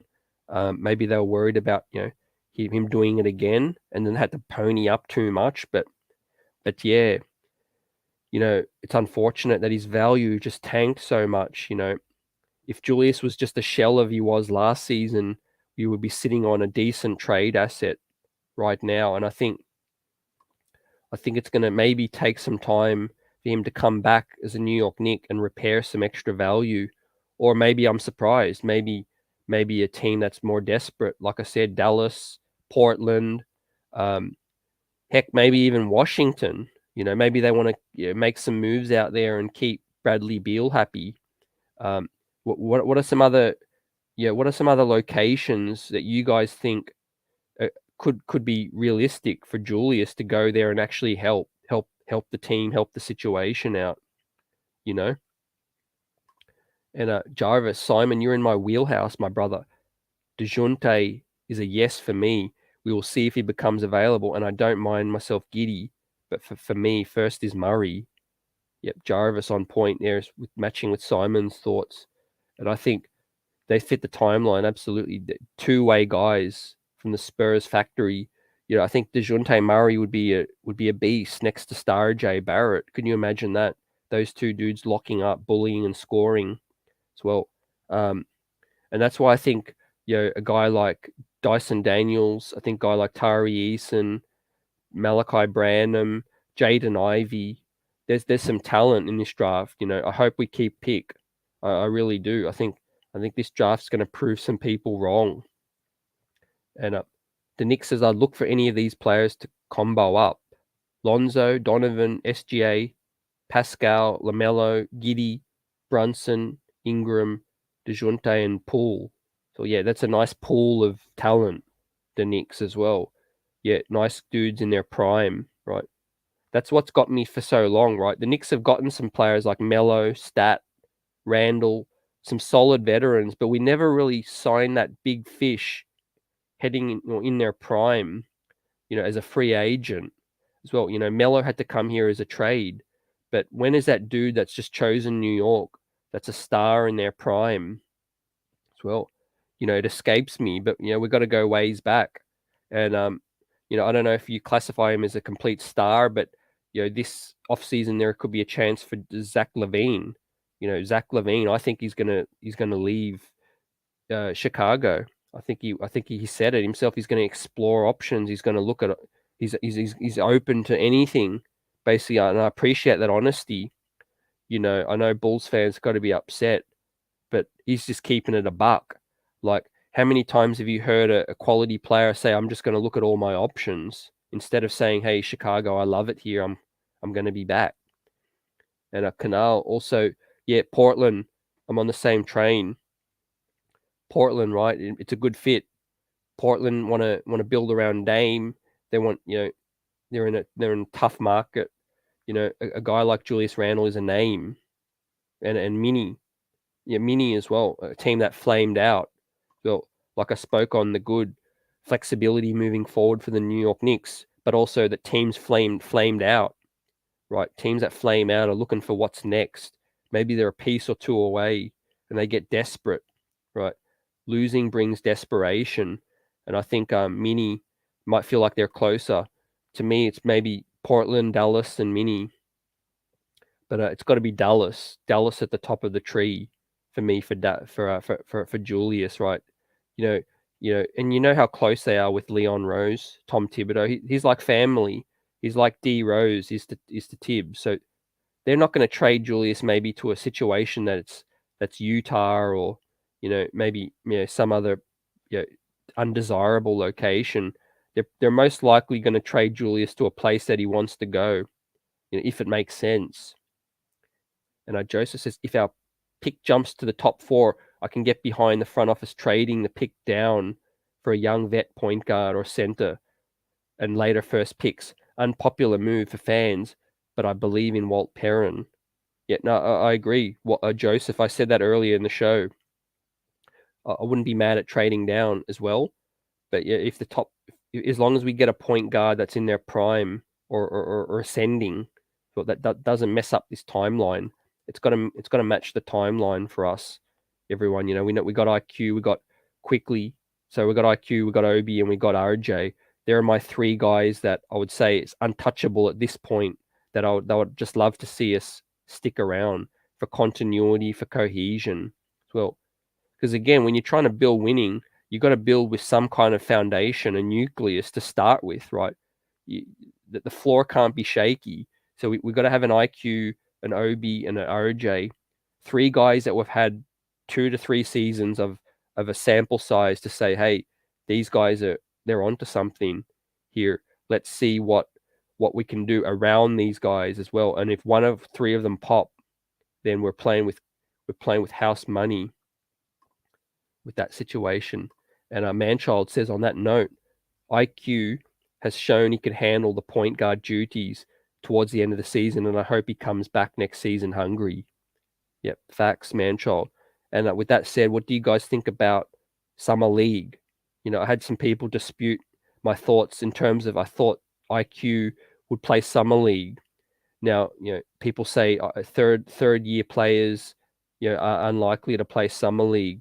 But I could see IQ play Summer League just because of the sample that they can get to see him rock out playing the point. So what do you guys think about IQ Obi coming back for Summer League with Rokas, with Deuce, and our other picks coming up? And Solfinger, once our young core develops, we will be that destination. Say that again, Solfinger. That hit you hit with that. We will be that destination once our young studs, grow and show what they can do. Right, we will be what people are gushing over New Orleans right now. What people are gushing over, Phoenix's young core, all of that good stuff. Absolutely, fam. I just cannot wait for that day till we are that destination where we don't have to trade picks to get a star in here. We don't have to trade the farm to get Carmelo here, right? A player just chooses New York City as the best destination for them, a nice fit as well. And and our strategy has to change. Before it was about money. Oh, you can come to New York, you can make a bag, all of that good stuff, man. That's nothing about basketball. Dudes want to come here to rock out, to win games and make the bag. And what better way to do that is from within with Star J, Cam, Deuce, Obi, Quickly, Grimes, right? We're on to something. And Jarvis, salute. Levine would be awesome in New York, but we would have to move Fournier and the rest of the vets to clear that spot for him and cap to sign him. He's an unrestricted free agent and wouldn't require assets. Yep, I love that last point. We would be able to just slide him in, Jarvis, like you said, on point. Once if we were able to clear the decks and fit that salary in, that would be nice. But we do got to move on from Fournier. You're right. 18, what was it? 18, 19 mil of Fournier, and like I said, maybe sign and trade. How sweet would that be, Jarvis? If, let's say, Levine informs Chicago that he's not willing to re-sign, and then we can entertain sign and trade thoughts. And if they get Evan Fournier and 2 second rounders, that's better than losing Zach LaVine for nothing, isn't it? And Fournier can slot into Levine's role this season next to DeRozan, and the other dudes as well. And the Knicks, peace out, fam. Let's get it on the next one. Keep it up. Appreciate you. As always, have fat faith. And this offseason's going to be buzzing as well. I'm excited, but again, by the way the season ended. But it's got to continue. We can't derail this thing, right? We ended on good momentum. Let's not derail this thing, right? Draft night is where it's at. So we'll continue the line of what they've been doing, flexibility, trying to trade up for that difference maker or trade back down for more assets as well. And don't make those short-sighted moves. I'm glad maybe that one domino is Zion. Maybe that's sorted itself out already. Maybe he re-signs and that noise, quietens. And then maybe, Spider Mitchell, we've got to wait and see, We'll wait and see what happens with Spider. Because I think about a week, he said he's going to think about his future for a week. If you guys missed Donovan's press conference, he's going to think about it for a week or so, clear his head, and I'll probably talk to ownership, all of that good stuff. We know Gobert is there, the elephant in the room, his salary. We know they don't get along too well. We know the market Utah's in. Maybe the Quinn Snyder is the first domino. He gets released. Maybe they give him his blessing. Maybe Utah just completely blow that thing up, right? And then it'd be game on between Pat Riley, Miami Heat, the New York Knicks. Possibly, Johnny Bryant is a pawn in that debate. Johnny Bryant, super tight with Donovan Mitchell. His father, works for the Mets organization, spends New York in his off season, home, the place he calls home, the New York Knicks. They're going to be interested. There's going to be interest in that. It scares me in terms of what a trade would require because he has so many years on his deal. Now, like I said, it's so different to the Zach LaVine situation. If you could just slide Zach LaVine into your cap space versus trading the farm for Donovan Mitchell, sign me up for Zach LaVine all day, every day. Zach LaVine all day, every day into your cap space versus trading the farm for Donovan Mitchell, right? It's got to be smart moves. And Simon says Rokas and Deuce in the backcourt come for summer league. Yeah, that's spot on. Appreciate that. And I'm glad you mentioned Rokas, ladies and gentlemen. Rokas is still balling out in the EuroLeague playoffs as well. Had himself a fine game last night with 8 points. I think he had 2 rebounds, 3 assists in 17 minutes. So he's getting what's kind of Euro playoff environment. He's getting solid reps, is Rokas, 21-year-old. He's getting better every day, playing in high-level competition. That's what it's all about. Much, much better than G League, in terms of what Deuce was doing in G League. But Rokas is getting exposed to high-level ball right now. He's going to come back into Summer League looking good. I think we're going to be pleasantly surprised, Simon, with how Rokas looks, and Deuce too. Not sleeping on Deuce at all. Deuce is going to be lit in Summer League as well. Maybe we give IQ and Obi a rest, and we let Rokas, Deuce, Sims, and these other picks ball out. Of course, second-year players, Quentin Grimes. Quentin Grimes could be a Summer League guy as well. It's going to be insane. And the Knicks also have the 42nd pick in this draft coming up too. So look for them to try to find a bargain deal again with their connections, with their scouting, the way they got Jericho Sims with the 58th pick. Watch out for the New York Knicks. Try to find the next gem, whether it be undrafted guy, a guy that slides. Every year there's someone that slides. There's going to be serious talent in the second round. Make no mistake. And at Solfinger, that stupid organization called the Nets became attractive because they developed their young guys. However, they traded them for old guys. We cannot develop our young guys and keep them while getting a heavyweight. We can develop the young guys and keep them while getting a heavyweight. Yeah, and I think, like what Solfinger says, a part of that, fam, is about their picks. Gathering that war chest so that we don't have to give up too many assets in terms of players. If it takes a great young player or two and the rest picks, then that could be more stomachable than trading away all your depth as well. So yeah, the Knicks have a huge plethora of second round picks in next draft. We have 2 firsts, our Dallas one and our own, and we have 3 second round picks next draft in the high school draft, right? 3 second round picks in that draft's going to be insane. But of course, we know we don't have that many roster spots, right? We've got so many young players already. So the Knicks are building a war chest for some move, I salute everyone up in here buzzing. Yeah, we got to see Rokas in the summer league. Facts, Shah Legacy, what's good, fam? Salute. Let's get it. Bring Peter Parker back home. That's one Spider Mitch. Yeah, I think he's going to want out. Definitely. The way Jazz lost in that fashion has changed my mind as to how soon this is going to happen. I was skeptical about how soon Utah would blow it up, if I'm being honest. But the fact that they lost that convincingly, there's no way forward for that franchise to operate the same way they're currently constructed. For keeping it 100, right? Rudy Gobert on his salary. Quinn Snyder is a hot commodity in LA. Yeah, it's going to happen. I think it's going to happen sooner than later.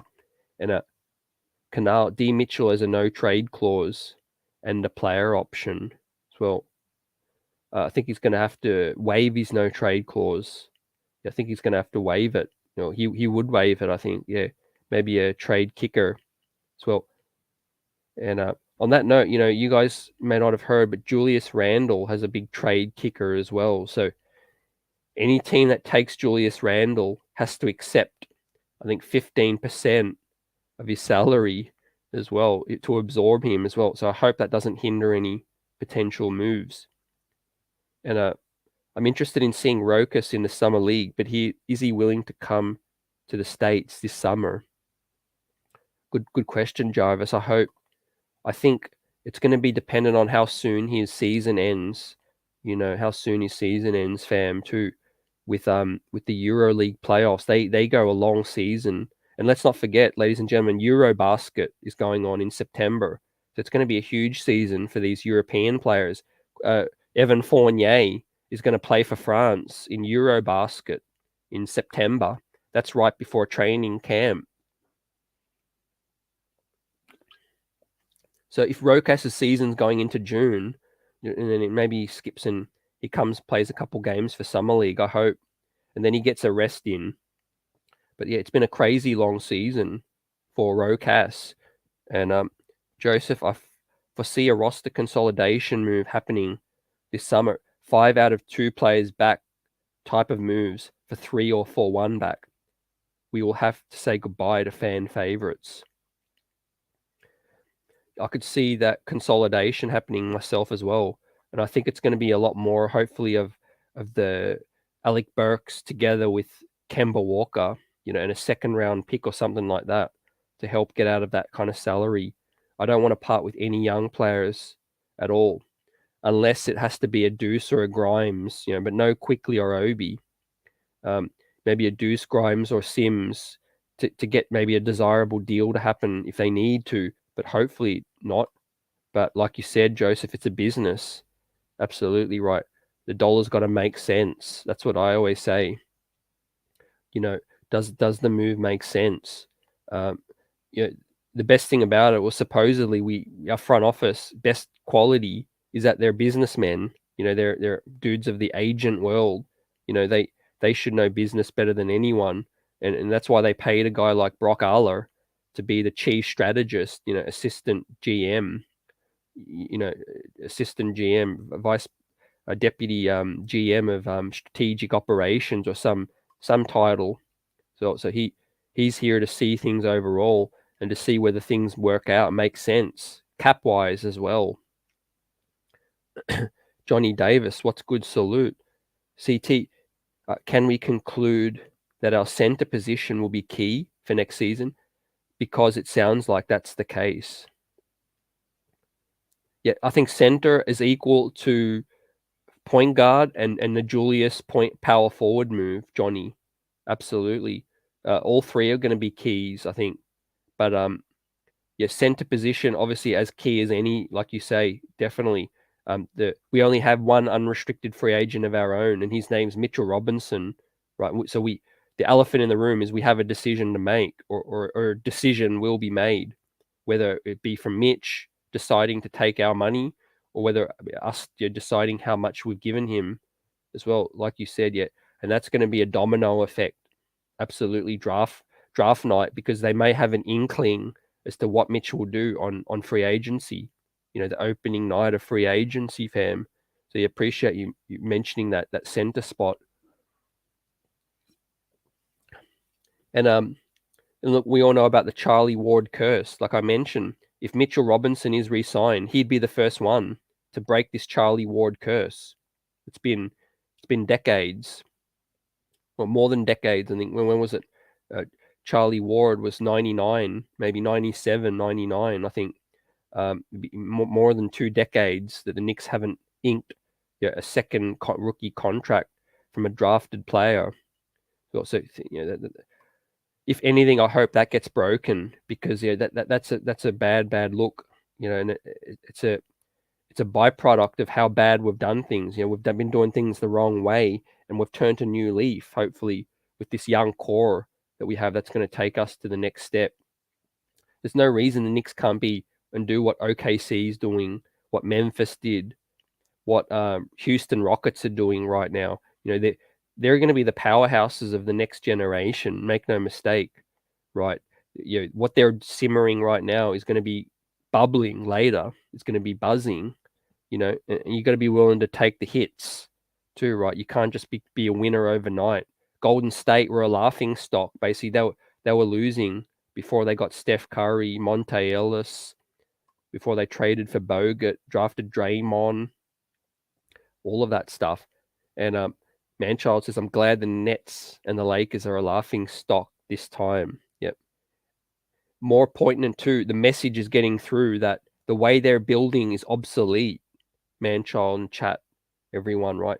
That mindset of let's just sign these aging vets and hope things work out, hope chemistry is good, hope injuries, don't happen, all of that bad stuff, right? That just come home to roost, right? You need depth. And like I said earlier in the show, the Milwaukee Bucks, the Phoenix Suns, the Golden State Warriors, they're the kind of teams that have built the right way. They've signed a couple of stars, or they've inked a couple of stars, and they've drafted a few stars, that players that became stars as well. But their rosters aren't too top heavy. Brooklyn Nets, too top heavy. LA Lakers, too top heavy. You need depth. If one or two guys go down, you need other guys stepping up in the playoffs too. That's what depth happens. Stars have bad games in the playoffs, but if your role players play well, you wouldn't know. If Devin Booker has a bad game, but Mikal Bridges and Cam Johnson shoot 3 of 6 from 3 of 6 from 3 or something, it makes up for it. And Tarek says, I'm cool with letting some of the vets go, but I got a problem letting that shooting of Fournier coming off the bench go. Not starting, but off the bench. That shooting is a premium. Yep. Yeah, I think so too. And I was crying for Fournier to come off the bench this season. My only worry now, guys, is that with the roster crunch, let's say with Cam Reddish trying to get minutes, let's say we draft a Ben Mathurin, Tari Eason, another wing. Where are these minutes going to come from for Quentin Grimes, for Cam Reddish, and that? But I feel you on the Fournier thing. I'm glad he's kept his value. It's not a bad contract, Evan Fournier. And let's not forget that fourth year is not guaranteed, or it's a team option. So Fournier only has this season, and next season is an expiring contract. So Evan Evan Fournier ain't a bad value deal. Absolutely. And Salute Canal. What's this? We signed Baker to a second deal. It's first rounders that we never re-signed. Okay, appreciate you, fam, for that. Ron Baker, the shot maker. Yeah, he was Ron Baker was undrafted, I think, or maybe a second rounder as well. And Ilmatics, what's good, fam? What's good? Appreciate it. Let's get it. The playoffs, it's been entertaining, I must admit. It's been good to see unpredictability. Let's be real. Seeing the Nets flame out, seeing Utah flame out, seeing Dallas surprise people. Dallas made the right trade, which helped them out. And it was sort of reminiscent of what the Knicks did last season at the deadline with D Rose. The Dinwiddie trade for Dallas was basically our D Rose trade last season. They got out of KP, was a bad fit, and they got Spencer Dinwiddie up in there, which is perfectly complementing the Luka and Brunson as a three-way monster in the backcourt. So Dallas made some smart moves with that, which is what got them where they're at, right? Now they'll be crying to get out of Tim Hardaway's money, right? They would probably love to keep them some Spencer Dinwiddie and get out of Tim Hardaway Jr. cash as well. And Solfinger says those organizations are in crockpot mode, slow cooking. When all those old heads are gone, there will be a big change. Yep, absolutely right. Slow cooker and simmering right now. It's going to go slow cook, simmer, then bubbling, then buzzing for a championship. And Grimes gives you everything and more that you would get from Fournier. Yep. And I think, look, contracts are going to line up. I think even a broken clock's right twice a day. When the front office gave all these undesirable deals to Nerlens, Kemba, and Burks and Fournier, but in about 1 year's time, it's actually going to help us if they're still here, because they're expiring, and it's around the same timeline when we've got to pay RJ, Cam, maybe Mitch on the books, maybe Quickly and Obi become stars. It's going to be perfect synchronization. Basically, I'm okay with keeping Fournier for one more year, but we gotta allocate these minutes, in a good way. We got to be smart with it. And who knows, maybe you could flip Fournier at the trade deadline next season as well. And as Sol mentions, depth is key. Crazy to put all your cash in 2 or 3 old players to get a bunch of bargain basement players. Yep. Yeah, absolutely. I agree. And what's ironic, Sol, in chat, is that KD had the opportunity to entertain the Knicks earlier with Kemba Walker as his sidekick. But I think he decided New York, and he decided the depth just wasn't good enough, right? If KD can't get it done with Kyrie, he's not going to get it done with Kemba Walker, a la Wise, the Wise one up in your salute, gearing up for the draft lottery, fam. The draft night is going to be huge. We've been chopping up good, bad, the ugly, and chopping up, what we think the Knicks will do on draft night. I think their first priority is to move up, to get a difference maker in the draft at guard spot with Shaden Sharp and with Ivy. Then I think if they can't move up, whether it's too expensive, they'll stay where they're at. They'll see who's available at 11. If they feel like they like players below 11, they'll trade down, I think. But workouts will be key. We know how much the Knicks get busy with scouting, with workouts, with going to combines. We look for Walt Perrin and them to shine. This is their time, right? Walt Perrin sits in a chair most of the year, but this is his time when he's getting down and dirty. Getting in gyms all over America, and scouts overseas looking at these guys as well. That's got to be our point of difference. With this club, we're trying to build and try to find the next Giannis, trying to find the next Steph Curry, the next Giddy, whoever it is. We need a difference maker up in here that becomes a New York Knick. And Simon says IQ, Barrett, Reddish, Toppin, and Mitch. Is that all we need? That's nice. That's a fan friendly lineup, Simon. Absolutely. We could all rock behind that, I feel. And a Bricks Nation salute.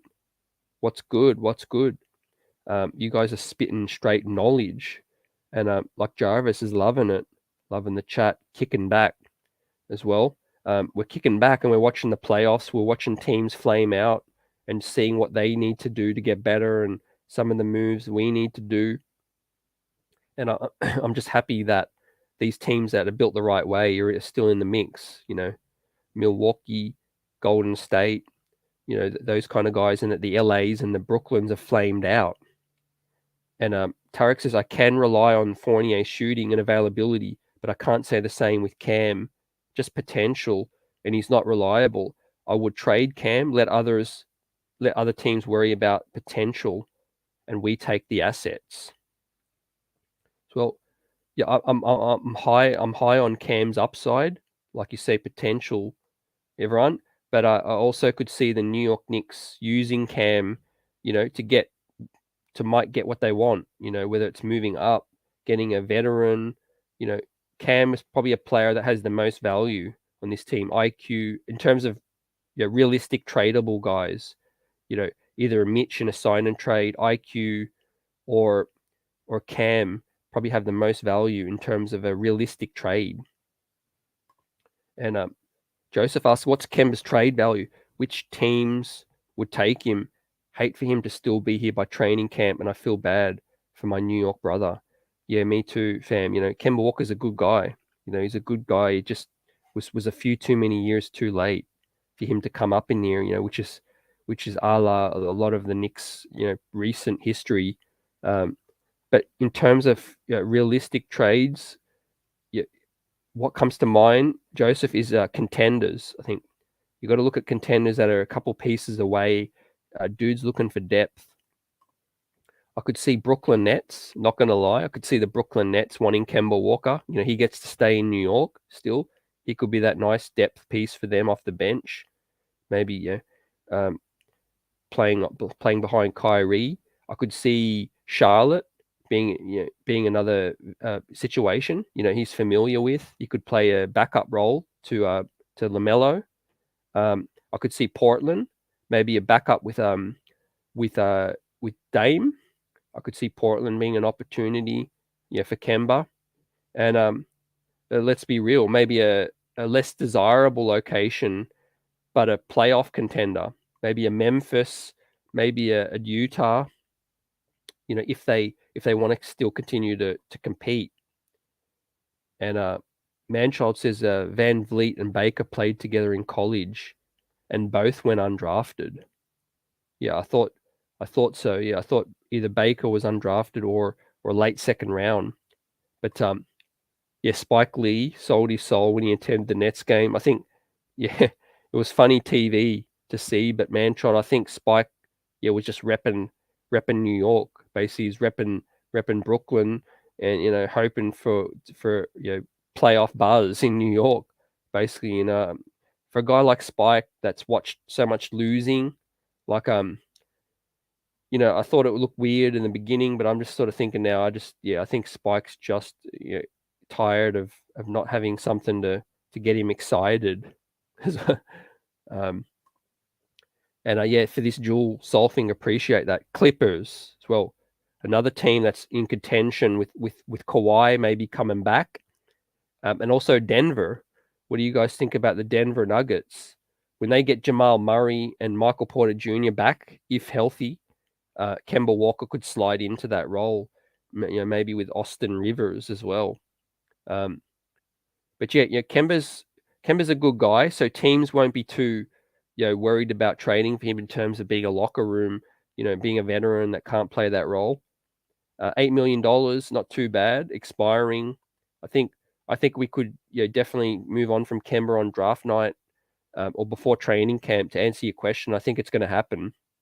Absolutely. And how do you know? It's because Kemba's not even with the team at the moment. Like the last month, he wasn't even with the organization. He wasn't even at the facility. He was nowhere to be seen. Yeah, he was back in Charlotte or somewhere, getting his body right. So I think he's working towards his next situation. I think his agent and that are going to want to work with the Knicks, to repair Kemba's name back, because I think his name and his value took a huge hit in New York.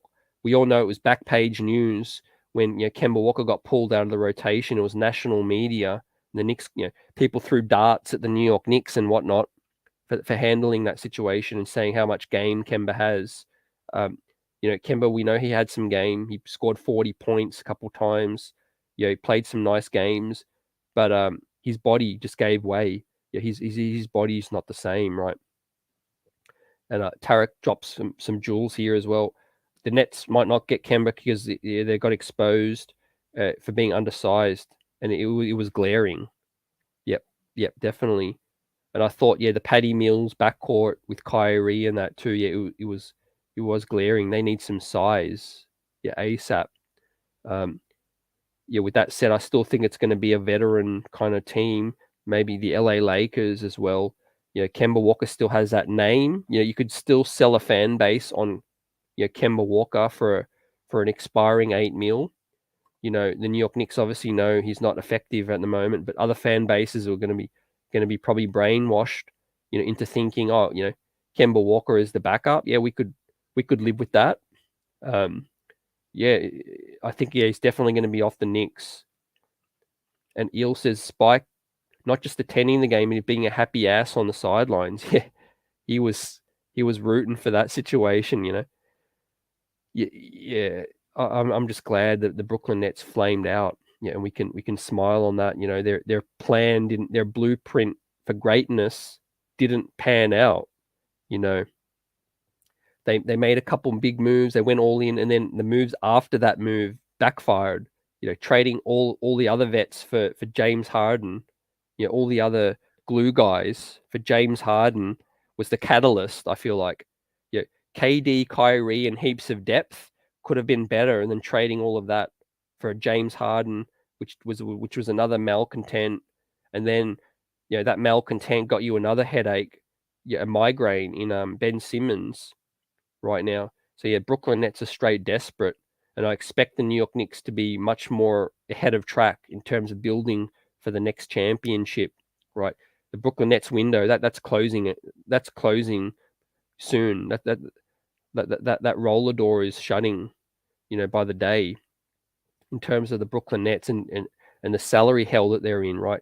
They basically put all their eggs in Ben Simmons, right? Ben Simmons is the last hope they have of getting better. Basically, he's $40 million. That's untradeable, right? No one's taking on Ben Simmons with his issues right now, with his back, with his mental approach, and also, the salary, man. That's crazy. And like Solfinger says, Denver was a disappointment for me just because of the injuries.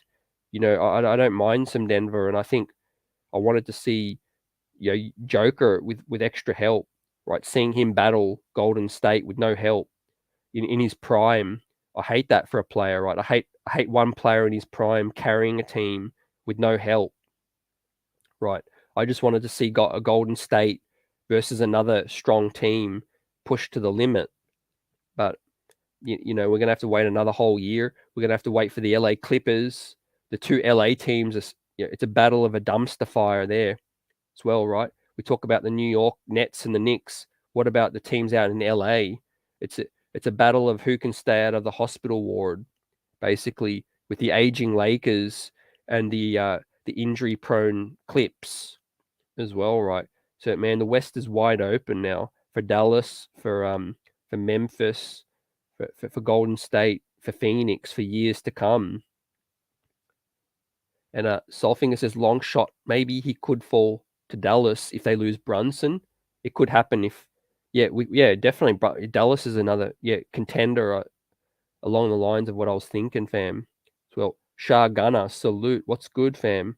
What's good? Got things buzzing, and Bones Highland and Kemba being teammates would be ironic.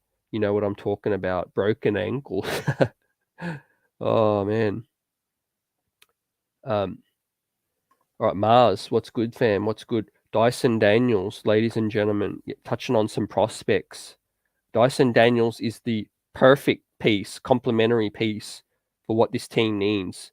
For chemistry, for two-way guy, first and foremost, would complement RJ and quickly as a secondary, primary ball handler. Got defensive length and size that Tom Thibodeau would love. He's growing by the day. He's 6'8" without shoes, right? This guy's young. He's high character as well.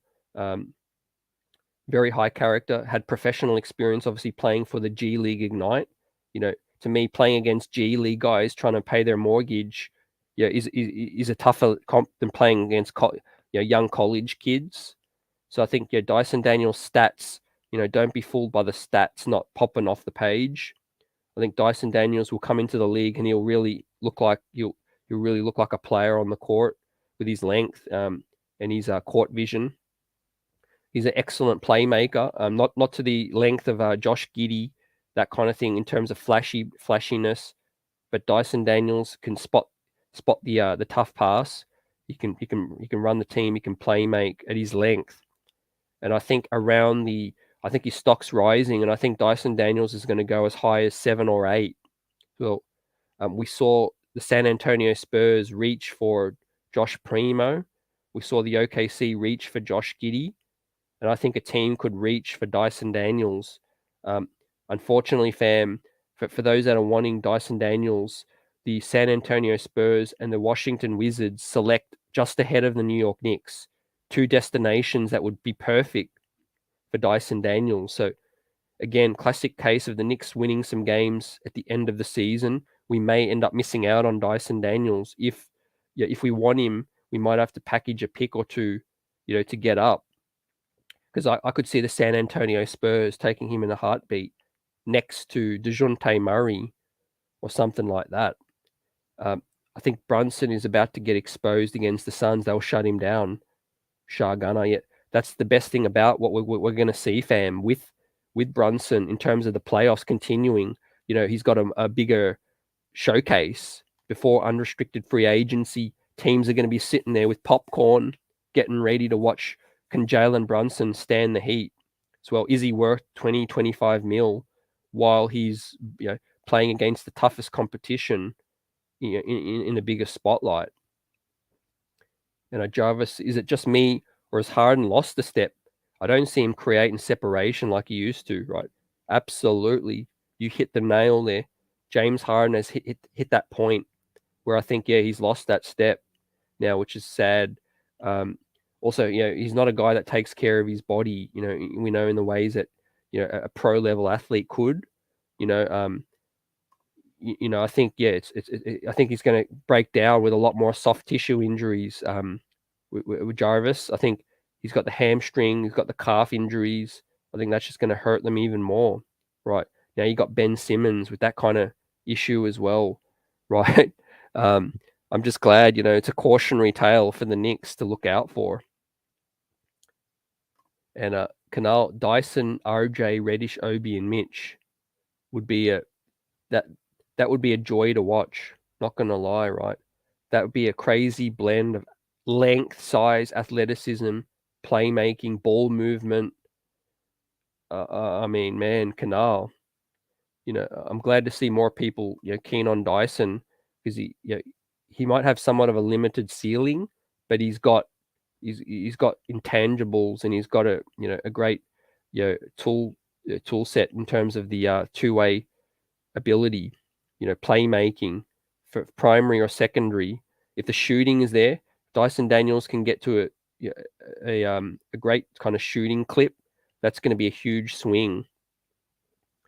And you agree, Dyson Daniels is a great prospect, and I think he will shoot before that he'll shoot better than he was in the Global Academy. So he was always developing. In an interview, they compared his play to Halliburton. So, well, yep. Yeah, not a bad comp at all, Mars. I can see that. Yeah, I could see that kind of comp, lengthy guard, as well, playmaking, all of that good stuff. Right. If he's available at 11, you have to take that. But I think the Spurs pick it at 9, fam.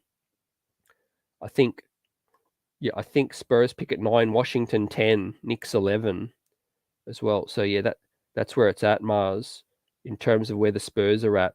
But you know what? It doesn't mean it's a guarantee. We know the Spurs like international dudes, two-way dudes, but there's Benny Mathurin, there's Johnny Davis, there's other dudes out there as well. There's the centers out there. The Spurs could do with a nice center. You know, maybe Mark Williams, Jalen Duren. There's other risers as well. Let's see what happens, fam. You know, maybe Dyson Daniels blows people away and goes even higher. You know, which would be crazy. The thing in his favor is there's a clear sample size which teams can see. Scouting, where's a Shaden Sharp that people are going off on a whim. People are going off a prayer, basically.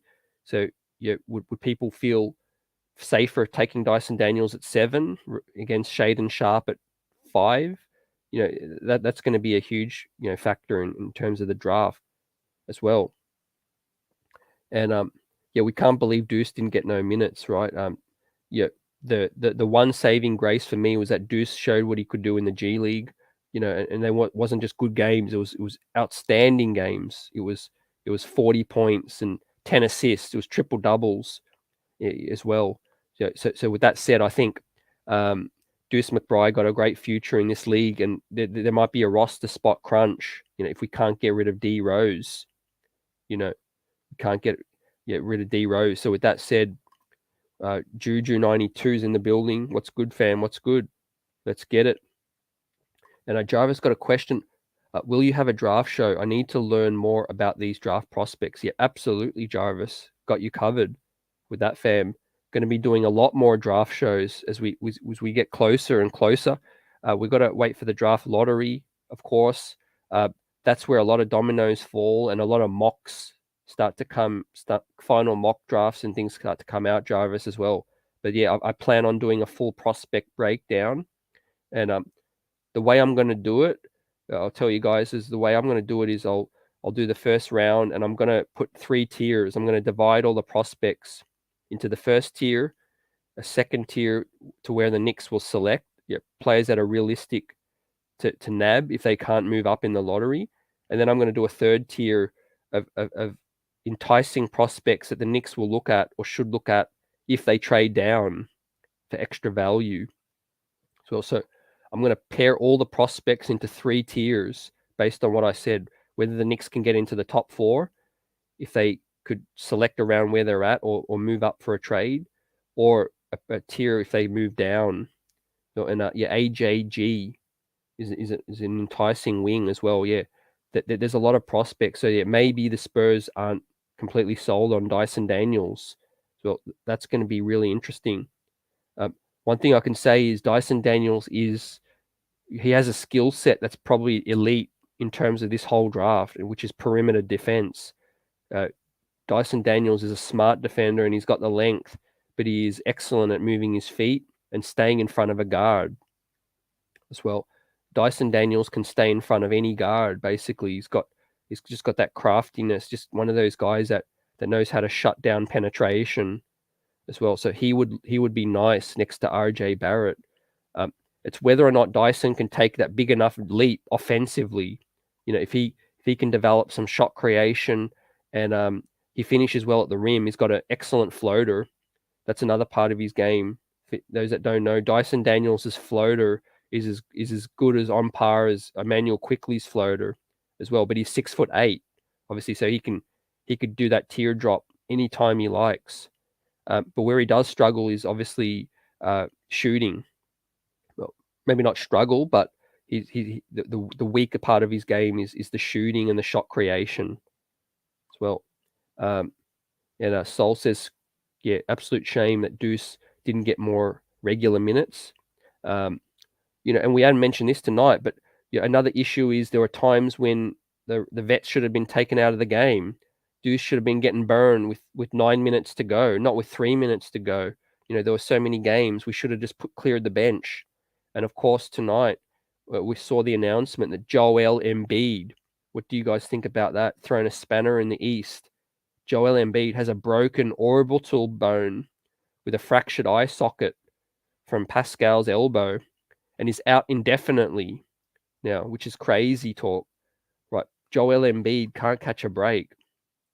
And that just goes home to roost why we're saying you can't be too top heavy. You need depth in this piece. You need you need other talent. With one guy goes down, you basically your chances go down the toilet with that.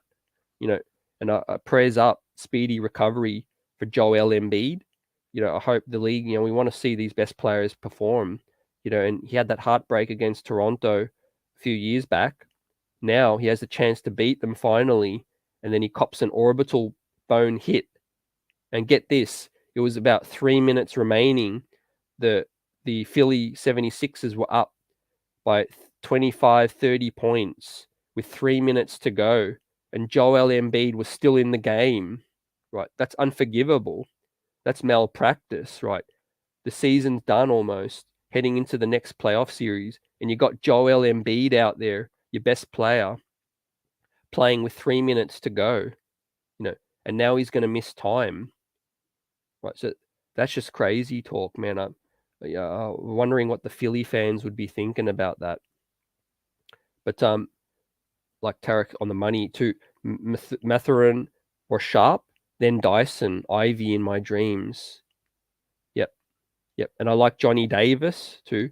Obviously, Johnny Davis. Obviously, you got Malachi Branham. Got some other prospects in the next sort of tier. Some other great wings as well. Tari Eason I like. And Joseph Dyson is my guy. We're trading up for. Definitely a Thibs guy with his defense. Yep. Definitely, it's about fit too. And Joseph rings home with that point in terms of maybe he's a prospect that they all agree on, right? If this front office with so many chefs in the kitchen, if they all agree on one specific guy, then that could be it. Like, it's very, very rare that World Wide West, Thibs, Leon, Perrin, Perry, all these basketball minds might all agree on one guy, and then that just makes sense, right? Of course, they're all going to want their own different guys, and there's going to be discussions back and forth over, trading up, trading down, all of that good stuff. But those guys have got, surefire hit potential. And like Tarek says, Dyson, whom I like, has that dreaded word, potential. Whereas Mathurin and Sharp is surefire as well. Yep, no lies, spit there as well. But also, potential doesn't mean necessarily that they could still definitely work out. I think people were shocked that Josh Giddey was selected 6th. He had a lot of knocks on him, and look how good he's looked in the league. And also, Josh Primo was whiffed by San Antonio early. Well, and Illmatics on the money. Doc Rivers cannot catch a break, right? They finally progressed to the next stage, but with the bad issue with that said. And Mars, appreciate the second round picks here. Gabrielle, Prakita, Jalen Williams, Ryan Rollins, Jabari Walker, and Kessler Walker. Yep, I like Kessler Walker. That's another nice one as well. But we'll continue to chop this up. There's more draft shows coming, and I'm talking to some guests as well to talk about prospects as well with their knowledge as well. I love always hearing other people's knowledge, on the draft. And Sol says Doc was on dope and dog food, leaving him in that game at that point. Sounds like a Thibs thing. Yeah, I was completely shocked myself when I saw the highlights. I'm like, what? Like, you're at the very late stage in a deep playoff run. Why the heck would he be out there? I know it's an elimination game. Like, you don't got to tell me about an elimination game. But when you're up by 20 or more points with 3 minutes to go, like, take Joel Embiid out the game, And Mara says Sharp Knicks fans should have all the info on him with the Kentucky connections with Cal. Yep, that's another thing that's in our favor as well, fam. As well as Tai, which I'm not saying the Knicks are going to go for, but the Knicks would have their intel, fam, on that situation with Tai as well, and whether or not he's worth taking, with the later picks. Walker Kessler as well. Yep. Yeah, Kofi Cockburn from Illinois. Yep, Tarek's also mentioned him as well. Yeah, there's some nice center prospects in this draft, centers and power forwards, and it's not as point guard. Well, it's a bad draft for point guards, to be honest with you, which has been the knock, for a lot of people as well. So we've been buzzing for a minute now. Let's get ready to wrap this thing up. Like we said, we've been chopped up the good, the bad, the ugly, and what I think the Knicks will do on draft night as well. I think they're going to look at these blue chip guys, Ivy, Shaden Sharp, Jabari Smith, the New York Knicks like. I think that's their number one target. They're also going to target some trades, whether if they can't get up there in the lottery, they'll try to package a vet or two to try to move up a bit more. I think the Julius Randle thing may not happen draft night. It's going to be an ongoing situation. The Knicks need to get in a position of power to see what they can get back for Julius as well. And also have obviously in their exit interviews, have a meeting of the minds. Because if Julius comes back, he needs to fit in the locker room, and and moving forward, if we bring him back and and he continues to ball out for the Knicks, and also Kemba Walker, Alec Burks, Fournier, and also Nerlens Noel, that's going to be a likeliness that the Knicks will try to move on from them on draft night as well, maybe in a package to move down, get more picks and all those things. But yeah, like I said, we're going to continue to chop up the draft, with some future shows and some guests coming through as well. It's going to be it's a very, very mysterious draft, I'd say. It's intriguing from the prospect of the dudes that are good at this thing are really going to excel. They're really going to look good at the end of this thing. And the dudes that don't know what they're doing, they're going to end up with some situations where they're going to miss out on some picks. Well, but as always, appreciate you all for the wise words, the chat interaction, the super chat, super stickers, everyone out there watching as well. Smash that like button if you enjoyed the show. We're going to continue buzzing this thing like we always do. And until that, I'll see you on the next one. Peace.